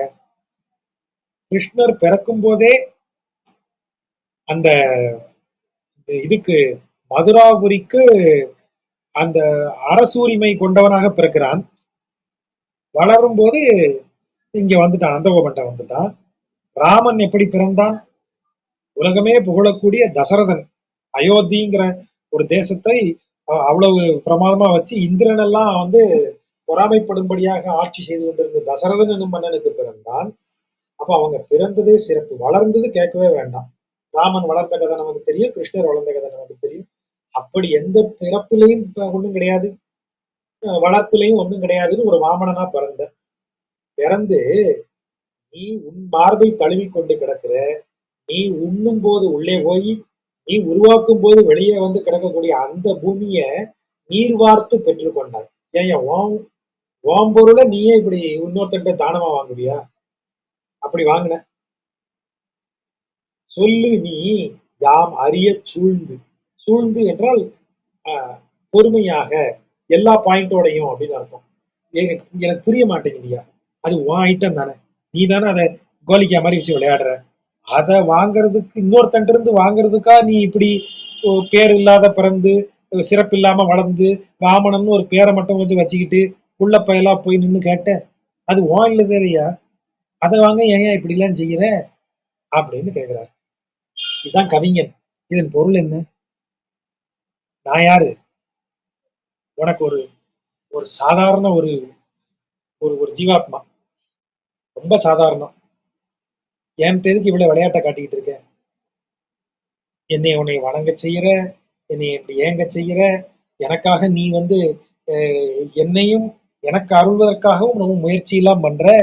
எனக்கு ஏற்ற மாதிரி குள்ள வடிவோட இதுக்கு முன்னாடி என்ன சொன்னாரு? செம்மேனி கண் வளர்வார் சீர் அப்படின்னு சொன்னாரு. அப்பேற்பட்ட புகழ் அவனுக்குன்னு சொன்ன.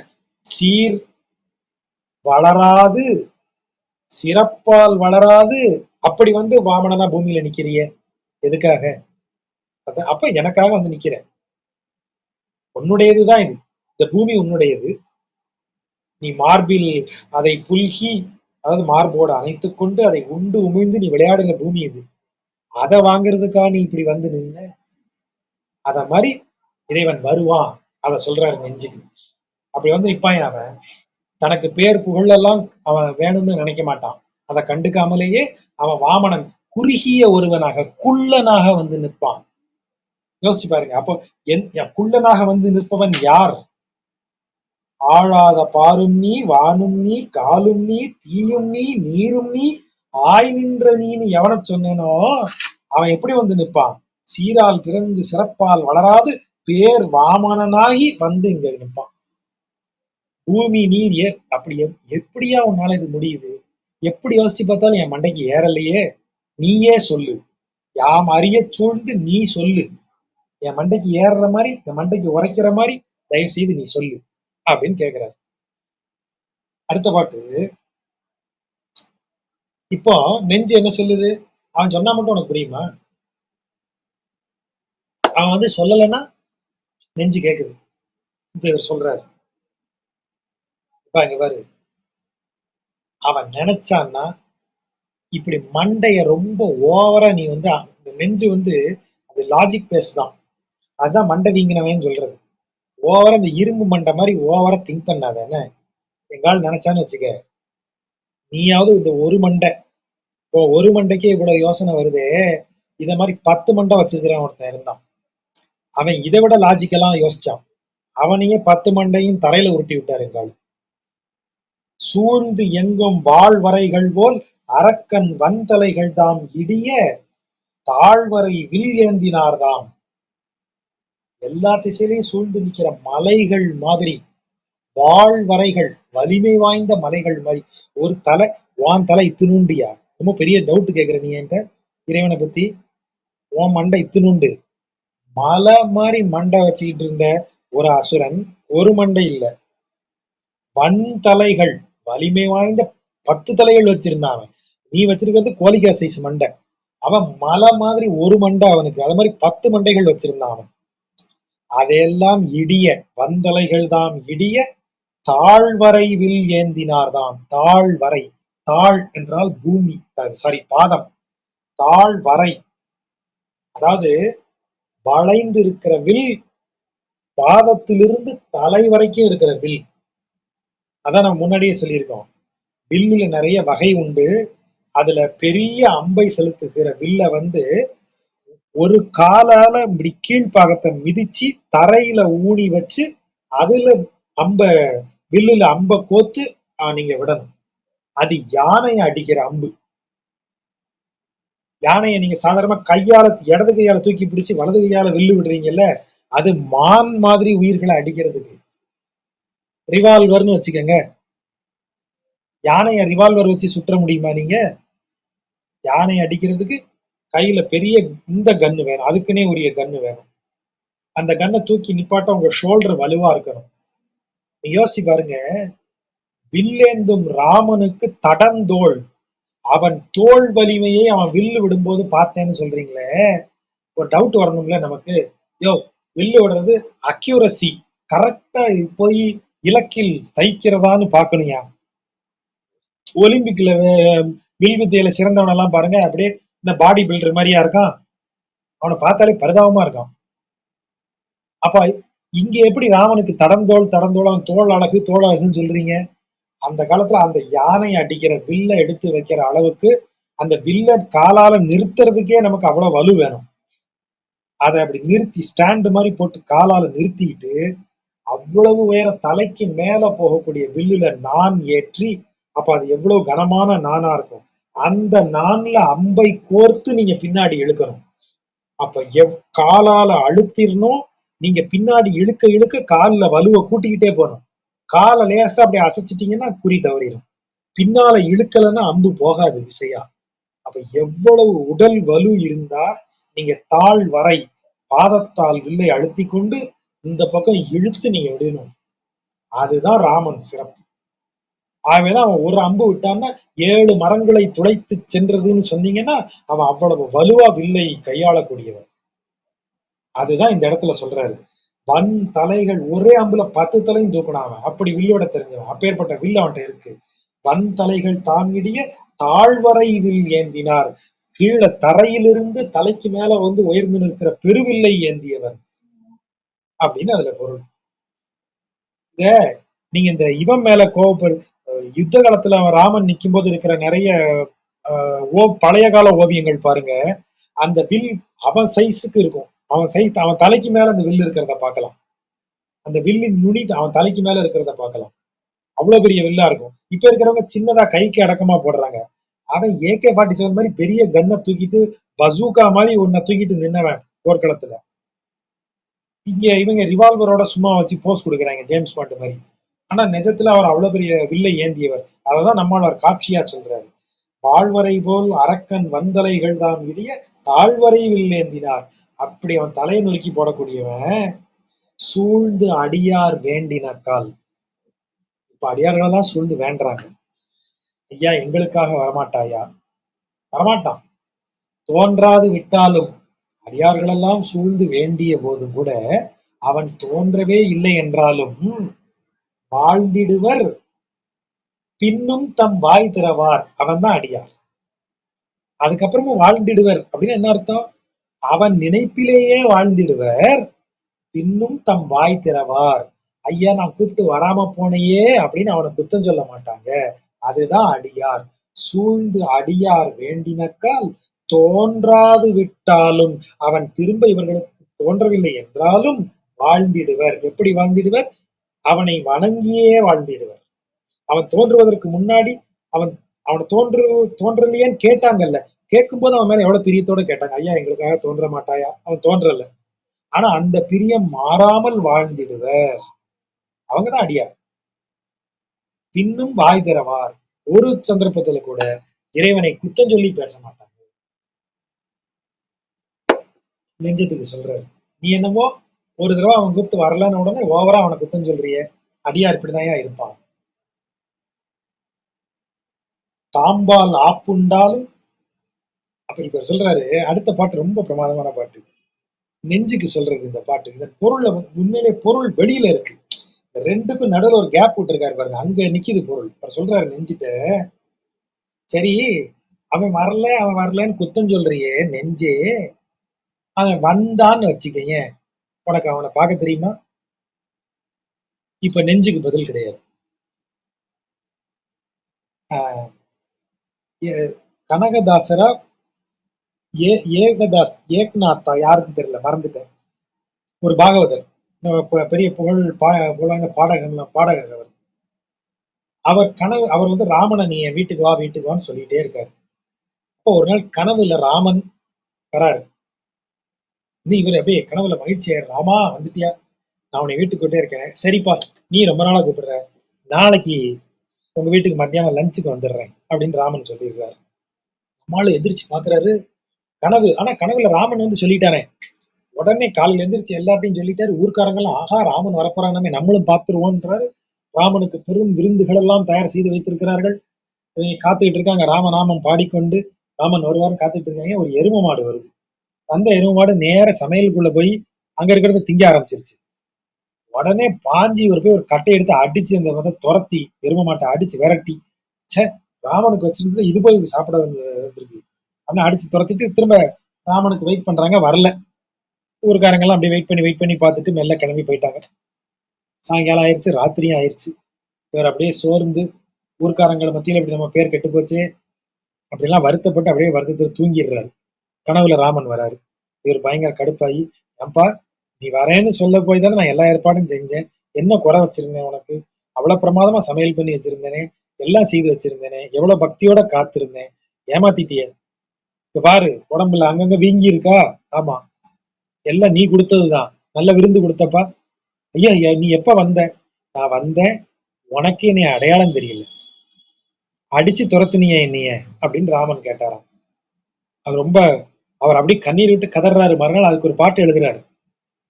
அதாவது, இறைவனை காணும் கண்கள் எனக்கு இல்லையே, இறைவன் எப்படி வருவான்னு நமக்கு தெரியாம போச்சே, அந்த எருமை தான் இறைவன் ஏன் எனக்கு தெரியல. அந்த அந்த இடத்துலதான் அவ்வளவு பிரமாதமா அது அந்த அந்த இது வந்து உட்காருது. இவர் ஒரு கதை, நம்ம டக்குன்னு பேர் மறந்து போச்சு, கிருத்திகா வந்து ஒரு கதை எழுதியிருக்கிறாங்க, புதிய கோணங்கி அப்படின்னு சொல்லிட்டு ஒரு கதை. ரொம்ப அருமையான கதை, தமிழ்ல அது ரொம்ப சுவாரஸ்யமான கதை அது. அந்த நாவல், அந்த நாவலினுடைய துவக்கத்துல காளிதாசனுடைய இத வந்து அந்த காளிதாசன் வந்து ஒரு முட்டாளான ஆட்டிடையன் இல்லையா, ஆடு மேய்க்கிறவன் இல்லையா, அந்த இளவரசிக்கு ஏமாத்தி கல்யாணம் பண்ணிடுறாங்க. இளவரசி போய் நீ அந்த காளிட்ட வரம் வாங்கி வான்னு சொல்றா. இவன் போய் காளிட்ட வரம் வாங்கிடுறான். உடனே அந்த இளவரசி மிக்க மகிழ்ச்சியோட அவன் கிட்ட வந்து பேசுறா. அப்ப இவன் தாயேன்னு சொல்லி வணங்குறான். இளவரசி நடுங்கிடுறான். ஐயா நான் அவன் மனைவியாச்சு. இல்ல, எல்லோரும் ஆசைப்படக்கூடிய ஜெகன் மாதாவை எனக்கு காண்பித்து கொடுத்த தாய் இல்லையா நீ, நீயும் அவள் வடிவாச்சே, நீ தாய் அருளின்றி தாயை எப்படி நான் பார்ப்பேன், தாய் உன் மூலமாக எனக்கு அருள் செய்து, நீ கழுத்தை பிடிச்சு தள்ளலான நான் வந்து இந்த காளியை பார்த்திருப்பேனா, அவளால் இந்த கல்வியை இந்த வித்தையை பெற்றிருப்பேனா, அவள் இத்தனை நாள் அவ இருந்தாளே, அவள்கிட்ட நான் கேட்டேனா இத, நீ சொல்லித்தானே எனக்கு இது நடந்தது, நீயும் அவள் தானேன்னு சொல்லிடுவா. அவ அப்படியே அதிர்ச்சியாகி நிற்பான். ரொம்ப அருமையான ஒரு பாயிண்ட் ஆஃப் வியூ, அது ரொம்ப நல்லா இருந்தது. அப்போ இங்க சொல்லக்கூடியது என்ன அப்படின்னா, எந்த வடிவில நாம பாக்குறோங்கிறது முக்கியம், இறைவன் எப்படி வருகிறான்ங்கிறது முக்கியம். நம்ம நினைச்சுக்கிட்டு இருக்கிற மாதிரி அவன் வரமாட்டான். அப்ப அதை சொல்லு நெஞ்ச கேட்கிறாரு. அவன் எந்த உருவுல வருவான்னு உனக்கு தெரியுமாயா, அவன் உரு எதுனாவது உனக்கு தெரியுமா, இன்னும் வரலன்னுட்டு இருக்க.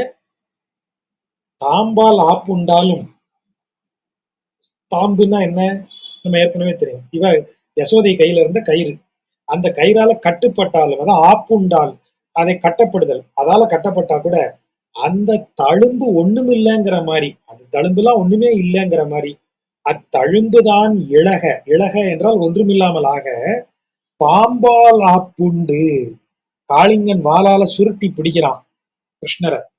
அவங்க அம்மா தயிர் கடையிற கயிறால சுத்தி கட்டினதெல்லாம் ஒண்ணுமில்லைங்கிற அளவுக்கு அந்த பாம்பு வாளால அவனை இருக்குது.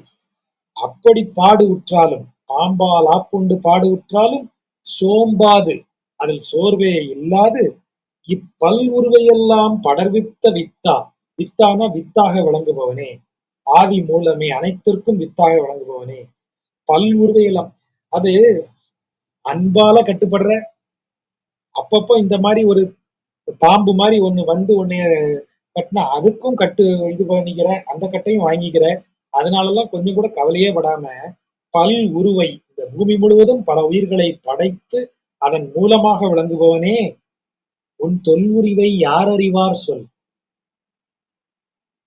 உன்னுடைய தொல் உருவம்னா இந்த இடத்துல உன் இயல்பான உரு, உனது உருவம் என்பதை யார் அறிவார், உன்னுடைய உருவம் என்பதை யார் அறிவார், இதுதான் உன் உருவம், தொல் உருவம். சாதாரணமா நீ எப்படி இருப்ப யாருக்கு தெரியும்? அதை யாரால கண்டுபிடிக்க முடியும்? நீயே சொல்லு. நெஞ்சுக்கு சொல்றாரு. அவன் வந்துட்டா மட்டும் நீ உனக்கு தெரிஞ்சிருமோ? இன்னும் பெருசா வரலன்னு கம்ப்ளைண்ட் பண்ணிட்டு இருக்கிய நெஞ்சே, அவன் வந்தா உனக்கு தெரியுமா? அவன் வருவான். அன்புக்கு கட்டுப்பட்டவன். யசோதை எனும் ஒரு மானிட பெண்ணிடம் அவள் கயிறால் கட்டுப்பட்டவன். அனைவரும் அஞ்சி நடுங்கக்கூடிய காளிங்கன் என்னும் பாம்பினால் கட்டுப்பட்டவன். அதை அனைத்தையும் தாண்டி இவற்றுக்கெல்லாம் அவன் சோர்வடையாது இந்த உலகை பல்விதங்களிலும் படைத்து காத்து விளையாடி கொண்டிருப்பவன். அவன் எந்த வடிவில இருக்கான்னு என்ன தெரியும்? பல் உரு படைத்து, அதை படர்வித்துன்னு ஒரு வார்த்தை வருது பாருங்க. படர்வித்த என்றால் வெவ்வேறு இடங்கள்ல படைத்து படரச் செய்து எல்லா இடங்களையும் பரப்பி விட்டுருக்கான். உலகத்தின் ஒவ்வொரு மூலையிலும் ஒரு படைப்பை நிகழ்த்தி கொண்டிருக்கிறான். அப்படி விளையாடிட்டு இருக்கிற ஒருத்தன் எல்லா உருவாக அவனே விளங்குகிறான். அதுதான் இந்த ஆரம்ப பாட்டு. ஆய் நின்ற நீ, எல்லா உருவாகவும் ஆகி நிக்கிறான் அவன். நெஞ்சே எல்லாமே ஆகி நிக்கிற ஒருத்தன் அவனுடைய இயல்பான உருவுல வந்தா கூட உனக்கு என்ன தெரியும்? நீ என்ன கண்ட அவனை? உனக்கு என்ன தெரியும் அவனை? நெஞ்சுக்கு பதில் கிடையாது. இப்போ அந்த அடுத்தது சொல்றது, சூது அறியா நெஞ்சமே. இப்பதான் நெஞ்சு மடங்கி உட்காருது. ஐயோ அப்படின்னு. சூது அறியானா நெக்ஸ்ட் என்ன செய்யணும் உனக்கு இப்ப தெரியல. இப்ப நான் கேட்டேன்ல ஒரு கேள்வி, அவன் அவன் இயல்பான உருவத்திலே வர்றானே வச்சுக்கேன், உனக்கு அவன் தான் கடவுள்னு தெரியுமா? தெரியாதுல்ல. இப்ப நெஞ்சுக்கு பதில் இல்லை. அப்ப சூது அறியானா செய்வது அறியாதன்னு அர்த்தம் அந்த இடத்துல. இப்ப செய்வது அறியாம தகைச்சு நிக்கிற நெஞ்சே, சொல்லில் குறையில்லை. அவன் புகழ பாடுனா ஒன்னும் குறை வந்துடாது. சொல்லில் என்றால் அவனை புகழ்ந்து சொன்னில் அப்படின்னு அர்த்தம். அதை இப்படி சொல்லணும். சூது அறியா நெஞ்சமே, தொல்லைக்கண் மா தானைக்கு எல்லாம். தொல்லைக்கண், தொல்லைனா தொல் பூமியாகிய இதில், அதாவது முன்புன்னு அர்த்தம். தொல் பூமினா முன்னொரு காலத்தில் அர்த்தம். இந்த இடத்துல தொல்லைக்கண், முன்பொரு காலத்தில் இந்த பூமியில், கண் இங்கு இந்த பூமியில் முன்பொரு காலத்தில் மா தானைக்கெல்லாம். தானை என்றால் படைன்னு அர்த்தம். அதான் தானை தலைவன், படைத்தலைவன் தான் தானை தலைவன். தானைங்கிறது படை. மா தானை பெரும் படைக்கு எல்லாம், பெருஞ்சேனைகளுக்கெல்லாம் ஓர் ஐவரையே மாறு ஆக. அது கௌரவர்கள் சேனை மிக பெரிய சேனை, அதான் மாத்தானை. அத 5 பேரை மட்டும் வச்சு அடிச்சான். அதான் ஐவரையே மாறு ஆக. அவ்வளவு பெரிய சேனைக்கு மாறுன்னா ஆப்போசிட் யாரு? அங்க பெரிய அக்ரோனி சேனைகள் பல இருக்கு, இங்க 5 பேர் தான் இருக்கான். 5 பேரை வச்சு அதை அடிக்கிறேன் பாரு. மாத்தானைக்கெல்லாம் ஐவரைய மாறு ஆக, எல்லி பகல் எண்ணாது எப்போதும் காத்தானை. எல்லி என்றால் இருட்டு, பகல், இரவு பகல் எல்லாம் அந்த பெருஞ்சேனைக்கு முன்னால் இந்த ஐவரை மட்டுமே முன்னால் நிறுத்தி அவர்களை இரவு பகலில் பாராது காப்பாற்றி எப்போதும் காத்தானை காண்டும். காண முடியும். காண முடியும் அர்த்தம் அவன் அவன் அவன் செய்த காரியங்கள் கண்ணு முன்னாடி இருக்கு. நீ காண், நீ பார், நீ பாரு. காண்டும் காண முடியும். நீ காண், நீ பார்க்கணும்னு நினைச்சா பார்க்க முடியும்.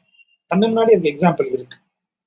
எல்லிவகள் என்னாது எப்போதும் மாத்தானைக்கெல்லாம் ஓர் ஐவரே மாறுவாக காத்தானை காண்டும். அப்படி காத்து நின்றானே அவனை பாரு. சொல்லில் குறையில்லை.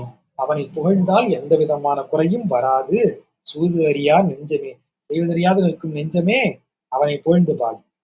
அவன் அவன் நினைச்சான்னா பெரும் சேனைக்கு எதிராக வெறும் 5 பேரை நிப்பாட்டி அவங்களை இரவும் பகலும் எப்போதும் காத்து அருளினான். அத மாதிரி நம்மளை காப்பாத்துவான். நமக்கு எதிராக எவ்வளவு பெரிய விஷயம் இருந்தாலும் சரி, அவன் கூட இருந்தான்னா அதுவே போதும், நம்மளை காப்பாத்துவான். நீ காண், நீ அதை பாரு, அதை யோசி.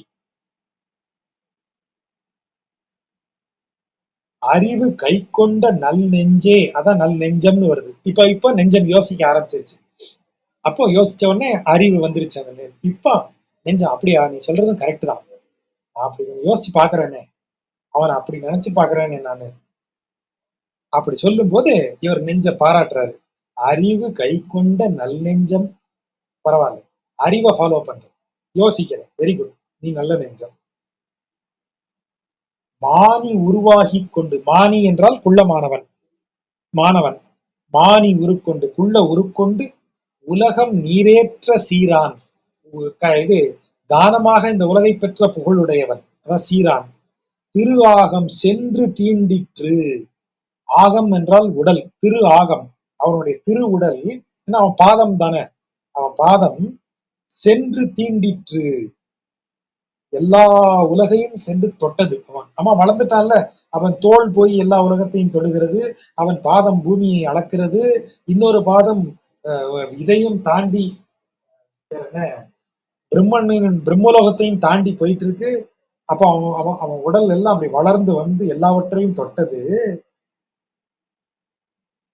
காணப்புகில், அத ஆராய போனன்னு வச்சுக்க, காணப்படும் அன்றே நாம் பேசி. அதாவது நாம் பேசி காணப்புகில் நாணப்படும் அன்றே. அவன் அப்படி மேல போனது எப்படி பாசிபிளா, அப்படிலாம் யோசிச்சு ஆராய்ச்சி பண்ண ஆரம்பிச்சேன்னு வச்சுக்க, அத லாஜிக்கா பார்க்க ஆரம்பிச்சேன்னு வச்சுக்க, அறிவு கொண்ட நல் நெஞ்சமே, நம்ம அது புரியாம வெக்கப்பட்டுதான் நிற்போம். நமக்கு அது புரியாது. இந்த இடத்துல நாணப்படும் என்றால் வெட்கப்படும் இல்லை, தோல்வி அடையும். நீ அதை காணப்புகில் என்றால் ஆராய்ச்சி பண்ண போனன்னு வச்சுக்கோ. பேசி, நாம பேசி ஆராய்ச்சி பண்ண போனோம்னா நம்மளால அவனை புரிஞ்சுக்கவே முடியாது. நாம தோல்வி அடைஞ்சுதான் நிக்கணும் அவனை புரிஞ்சுக்கிறது. ஆகவே நெஞ்சே, நீ அவனை வணங்கு, ரொம்ப ஓவரா அவனை ஆராய்ச்சி பண்ண முயற்சி பண்ணாத. அப்படி பண்ணனா நீ கடைசியில தோல்வி அடைஞ்சுதான் நிற்ப அப்படின்னு நெஞ்சுக்கு அறிவுரை சொல்ற. அருமையான 10 பாடல்கள். கொஞ்சம் நீளமாவே சொல்லிட்டேன்னு நினைக்கிறேன் ஆர்வத்தினால். பொறுமையாக கேட்ட நண்பர்களுக்கு நன்றி.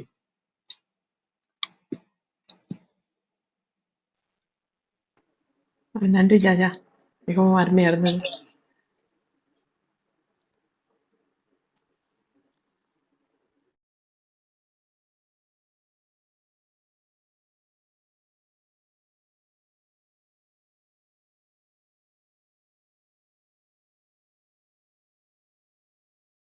நன்றி ஜஜா. கேள்விகள் எதுவும் இல்லை, நல்லா ரசிக்க முடியாது. நன்றி.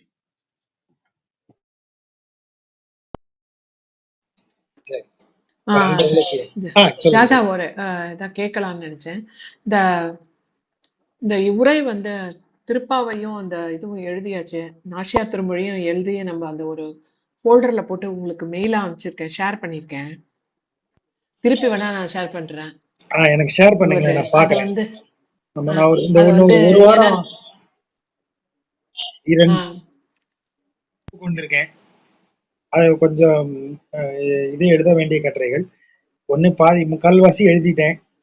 அதனால அதை முடிச்சுட்டேன்னா ஒரு வாரத்துல நான் இந்த வேலையில உட்காந்துடுறேன். அதான் இத வந்து நீங்க அந்த பார்த்துட்டு அப்புறம் நண்பர்களுக்கு வந்து ஒரு சும்மா நீங்க ஒரு பேசுனீங்கன்னா ஒரு அடுத்தது நாங்க என்ன எடுத்துக்கலாம்ன்றதுக்கும் ஒரு இது வரும். சரி சரி. அதுக்குதான் இது வந்து தொண்டரடி பொடியாழ்வாரும் திருமாலையும் திருப்பள்ளி எழுச்சியும் முடிச்சாச்சு. ஆனா ஒருத்தர் ஒண்டிதான் தரணும், மத்தவங்க எல்லாம் தந்துட்டாங்க. அது கொடுத்த உடனே அதுவும் ரெடியா இருக்கு 2. சரி, நான் அதை எல்லாத்தையுமே பார்த்துட்டு எதை எடுத்துமோ சொல்லிடுறேன். ரைட். அது சரி. ஒண்ணு சொல்லலாம்னு நினைச்சேன். அந்த இது வந்து இந்த உங்களுக்கு தேரெழுந்தூர் இது வந்து ரெக்கார்ட் எதுவும் பண்ணலையோ? இல்ல இல்ல, அங்க ரெக்கார்டிங் பண்ணியிருக்காங்க. பட் அது நான் உரையாக அதை ஆற்றவில்லை. ஒரு 3 சரி. மாணவர்கள் வந்து பேசுனாங்க. அவங்க ஆ பேசுனதுக்கு என்னுடைய கமெண்ட்ஸை கொடுத்தேன், அவ்வளவுதான். அதனால அதுல ஓ ஒன்றும் தனியாக உரை எதுவும் இல்லாததுனால அதை அதுல ஒன்றும் இல்லை. அதுக்கப்புறம் ஓகே என் ஓகே. கம்பன் கம்பன் இதுக்கு மேல சில என்னுடைய ஆதங்கங்களை மட்டும் சொல்லிட்டு வந்தேன், அவ்வளவுதான். ஓ சரிங்க சார். அந்த அப்புறம் இந்த மாணவர்களை கம்பரம் கூப்பிட்டு வந்துட்டு வந்தேன். ஆ, அது மாணவர்கள் அந்த புக் கம்பரை பேசுறவங்க இன்னைக்கு ஆ வந்து ஒரு பெரிய என்டர்டெய்னிங் ஆட்களாக மாறிட்டாங்க. அதாவது அதை கேட்கறவன் வந்து தானோ பெரிய தமிழறிஞன் மாதிரி ஒரு ஃபீலிங்ல உட்காந்துக்கிறான். கட கட கடன்னு ஒரு 10 கம்பன் பாட்டை ஒப்பிக்க வேண்டியது, அப்படி தம் கட்டிட்டு அதை சொல்ல வேண்டியது, அது என்னன்னு கூட புரியாது. மின்னின் ஒளி மேனி ஒளி மான அப்படின்னு வரிசையா ஒண்ணு சொல்ல வேண்டியது, உடனே இவன் கேட்கறவன் கட கட கடன் கைத்தட்ட வேண்டியது. அப்படி சொல்றாங்க கம்பன். இப்படிதான் நம்ம வீட்டுல மேனி ஒளி மானன்னு சொன்னோன்னு வைங்க, இப்படி ஒரு ஒரு மட்டமான ஜோக்கு. அப்ப ஒருத்தன் அவன் சொல்லால் பொருளால் அதுல பண்பாட்டுல எவ்வளவு சொல் எடுத்து போட்டிருக்கான். இப்ப அதுலயே அவங்களுக்கு அன்னைக்கு அந்த ஒரு ஒரு மாணவர் பேசும்போது, கல்லூரி மாணவன் தான், ரொம்ப அருமையா பேசினாரு. அவர் வார்த்தை சொன்னா, அசனிங்கிற சொல்ல வந்து இந்திரன் வில்லெடுத்து மூவ் ஆகுறான். அப்ப அந்த ம- சாரி இந்திரஜித், அப்போ அசனிங்கிற சொல்ல அங்க உள்ள போடுறாங்க. அது வேகமா சொல்லி அந்த பையன் போயிட்டாரு. இப்போ நான் கமெண்ட்ல தான் சொன்னேன், அசனிங்கிற சொல் வந்து இடிக்கு சொல்லப்படுகிற சொல், இடி மின்னலுக்கு அசனின்னு பொருள். ஆனா அதுக்கு இடி மின்னலுக்கு எத்தனையோ பிற சொல் இருக்கு, அசனிங்கிற சொல்ல எங்க போடுவாங்க? வழக்கமா இடி மின்னல் வந்து மழை பெய்து பூமிக்கு நல்லது செய்யும். ஆனா அசனிங்கிற இடி மின்னல்னா அழிவை தரக்கூடிய இடிக்கு தான் அசனின்னு பேரு. அந்த இடி என்னைய தலையில இடி விழுந்த மாதிரி ஆயிருச்சு அப்படின்னா ஏதோ ஒரு மோசமான சம்பவம்னு அர்த்தம். அது குடும்பத்திலே இடி விழுந்து போச்சுப்பா அப்படின்னு சொன்னா அந்த குடும்பத்துக்கே கேடான ஒரு செயல்னு அர்த்தம். அப்படி இடிக்கு அசனின்னு பேரு. அதனாலதான் பாண்டியர்களது குலத்தை அழித்த சோழன்கிற பேர்ல பாண்டிய குலாசனி அப்படின்னு பட்டம் எழுதி வச்சிருக்கான் சோழ மன்னன். பாண்டிய குலாசனி, அது உங்க ஊர்ல தான், அந்த சோழ மண்ணில தான் அந்த பட்டத்தை எழுதி வச்சிருக்காங்க. பாண்டிய குல அசனி, பாண்டியர்கள் குலத்திற்கு இடி போன்றவன், பாண்டிய குல அசனி. அப்ப அந்த சொல்ல எடுத்து கம்பனை கரெக்டா அந்த இடத்துல போடுறான். அசனிங்கிற சொல்ல எடுத்து, ஏன்னா அழிவை தரும் வில் அது இந்திரஜித் கையில இருக்கிறது. இந்த பொருள்கள் எல்லாம் நீங்க சொல்லணும், இதுதான் நீங்க செய்ய வேண்டிய வேலை. இப்படி கமெண்ட்டுகளை மட்டும்தான் கொடுத்தேன், 2 3.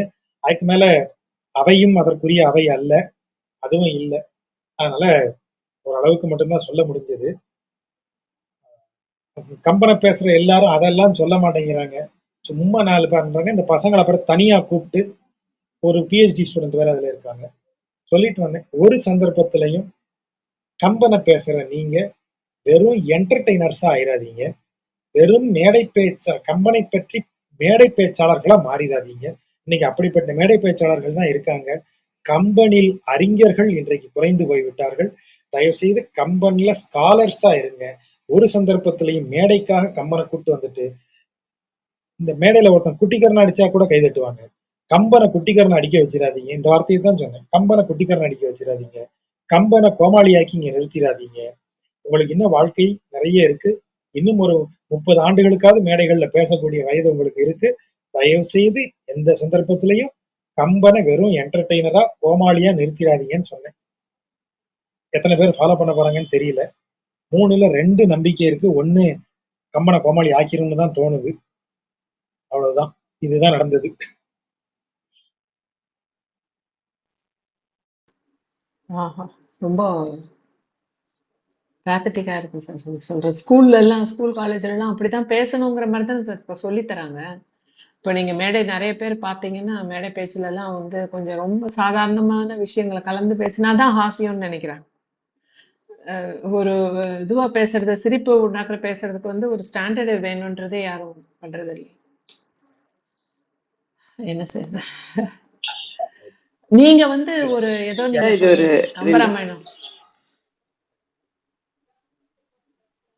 அது ஒரு நிமிஷம் பிரியமதா, நான் அந்த கம்பராமாயணத்தை பத்தி கேட்டுறேன்.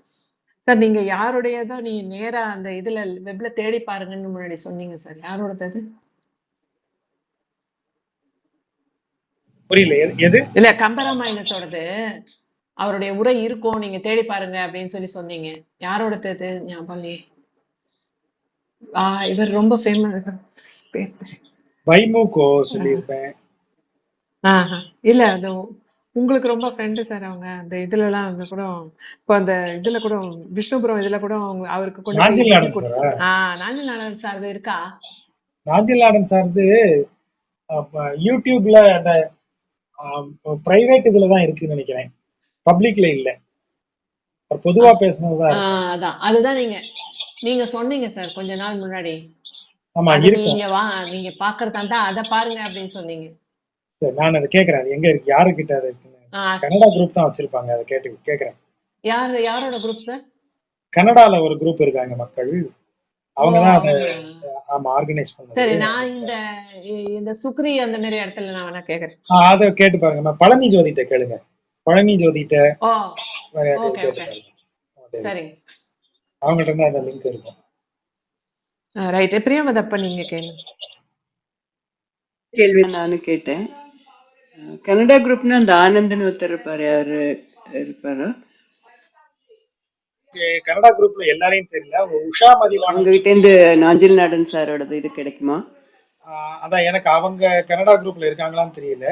உஷா மதிவாணன் அவங்க எல்லாம் இருக்கிற குரூப் அது, அவங்கதான் எனக்கு தெரியும். அதுல கேட்டு பாருங்க, நீங்க அவங்கள்ட்ட கேட்டு பாருங்க. அதுல நாஞ்சில் நாடன் சார் உரை இருக்கான்னு, அவருடைய கம்பராமாயண உரை. ஏதாவது புத்தகம், அது ஒரு அதனுடைய கம்பருடைய செய்யுள் செலக்டிவா இந்த ராமாயணத்துக்கு இந்த தனி ஸ்லோகங்கள் போட்ட உரையும் போட்ட மாதிரி ஏதாவது நல்ல உரை? இல்ல, அந்த மாதிரி எது அதாவது மொத்தமா தான் தோய்ந்து எடுப்பாங்க. அது ஒரு சில செலக்டிவா எடுத்து யாராவது புக்கு போட்டிருந்தாங்கன்னா? இல்ல, நண்பர் ஜடாயு அப்படி ஒண்ணு பண்ணியிருக்காரு. ஆனா அது ரொம்ப அவர் 66 பாடல்கள்ல மொத்த ராமாயணத்தையும் கம்பராமாயணத்துல இருந்து எடுத்திருக்காரு. அது கம்பராமாயணத்துல அந்த கதை போக்கு இருக்கு இல்லையா, அந்த ராமாயண கதைய கம்பராமாயணத்துக்குள்ளேயே இருக்கிற 66 பாடல்களை வைத்து வரிசையாக ஒரு தொகுப்பு ஒண்ணு போட்டிருக்காரு. அதுவும் அந்த பொருள் மட்டும்தான் இருக்கும். நீங்க அந்த அந்த அந்த கவிதை சுவையெல்லாம் அதுல ரொம்ப பேசியிருக்க மாட்டார். அது நீங்க மொத்தமா தான் படிக்கணும். அப்படி நிறைய புக் இருக்கு, நீங்க சும்மா கூகுள்ல சர்ச் பண்ணீங்கனாலே வரும். கொஞ்சம் பழைய ஆட்களா எடுத்து படிங்க. தேப்போ மீனாட்சி சுந்தரம் அவர்களுடைய புக்கு இருக்கும், ஞானசுந்தரம் புக்கு இருக்கும், ஆசா ஞான சம்பந்தம் அவருடைய புத்தகம் இருக்கும், இவருடைய கட்டுரைகள், பேராசிரியர் ஜேசுதாசன் கட்டுரைகள் இருக்கும். இந்த மாதிரி செதறி கிடக்கும் முத்துக்கள் எல்லாம், மாலையா கோர்த்து வைக்கிறதுக்கு தான் ஆள் இல்லை. நீங்க தேடி தேடி எடுத்துதான் படிக்கணும். தேன் ஞானசுந்தரமா ஜாஜா? ஆமா, அவர்தான். ஆசா ஞானசம்பந்தம் ஒரே ஒரு தடவை கேட்டிருக்கேன். ஆமா, ஆசாங்கியா நிறைய இருக்கும். ரொம்ப அழகா இருக்கு அந்த அவர் பெரிய ஸ்காலர். அறிவொளி, அந்த முனைவர் அறிவொளி, பழைய சத்தியசீலன் கேட்கலாம், அவர் சொல்லியிருப்பாரு. பேராசிரியர் கமலக்கண்ணன், எல்லாமே வெவ்வேறு இடங்கள்ல தனித்தனியாக நம்ம எடுக்கணும். நான் எல்லாமே தனித்தனியா எங்கெங்கெல்லாமோ படிச்சது.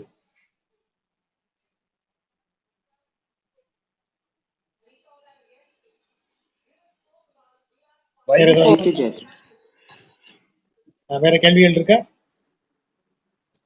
ஜாஜா, வைமுகோ முறை அது என்ன ஆன்மீகமா தான் இருக்குமா, இலக்கியம் மாதிரி இருக்காதா அது? வைமுகோ நல்லா இருக்கும், ரெண்டுமே இருக்கும். ரொம்ப ஆன்மீகமாவும் இருக்காது, ரொம்ப தமிழ் இலக்கியம் நல்லா இருக்கும். அதுல அந்த பத உரையெல்லாம் நல்லா சொல்லியிருப்பாங்க, அரும்பத உரையெல்லாம் பிரமாதமா இருக்கும். எங்கிட்ட இருக்கிறது வைமுகோ உரை தான், நான் புத்தகமா வாங்கி வச்சிருக்கிறது. உமா பதிப்பகம் போட்டது, எனக்கு நாஞ்சில் நாடன் சார் தான் வாங்கி கொடுத்தாரு. உமா பதிப்பகம் கம்பராமாயண உரை, வைமுக உரை. நீங்க வைமுக உரை இதுலயே பார்க்கலாம், தமிழ் வர்ச்சுவல் யூனிவர்சிட்டி அதுலயே இருக்கு, அதுலயே டவுன்லோட் பண்ணிக்கலாம். அவருடைய பிரதர் வைமு கிருஷ்ணமாச்சாரியார் பேரு. இல்ல சாரி, வைமு கோபாலகிருஷ்ணன். அதான் வைமுகோ, அவர் பேர் வைமுகோ. ஒரு கோதை, வைமு கோதை நாயகி. இது இவர் அவருடைய சகோதரர் வைமு கோபாலகிருஷ்ணன். ஓ ஓகே.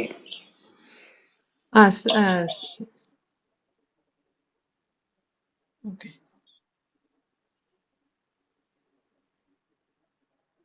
சரி, இந்த நண்பர்களுக்கு வேற ஓகே. கேள்விகள் இல்லை என்றால் நம்ம அடுத்த வியாழக்கிழமை சந்திக்கலாமா? மற்ற பாடல்களோட புத்தாண்டில் ஓகே சந்திப்போம். சார்.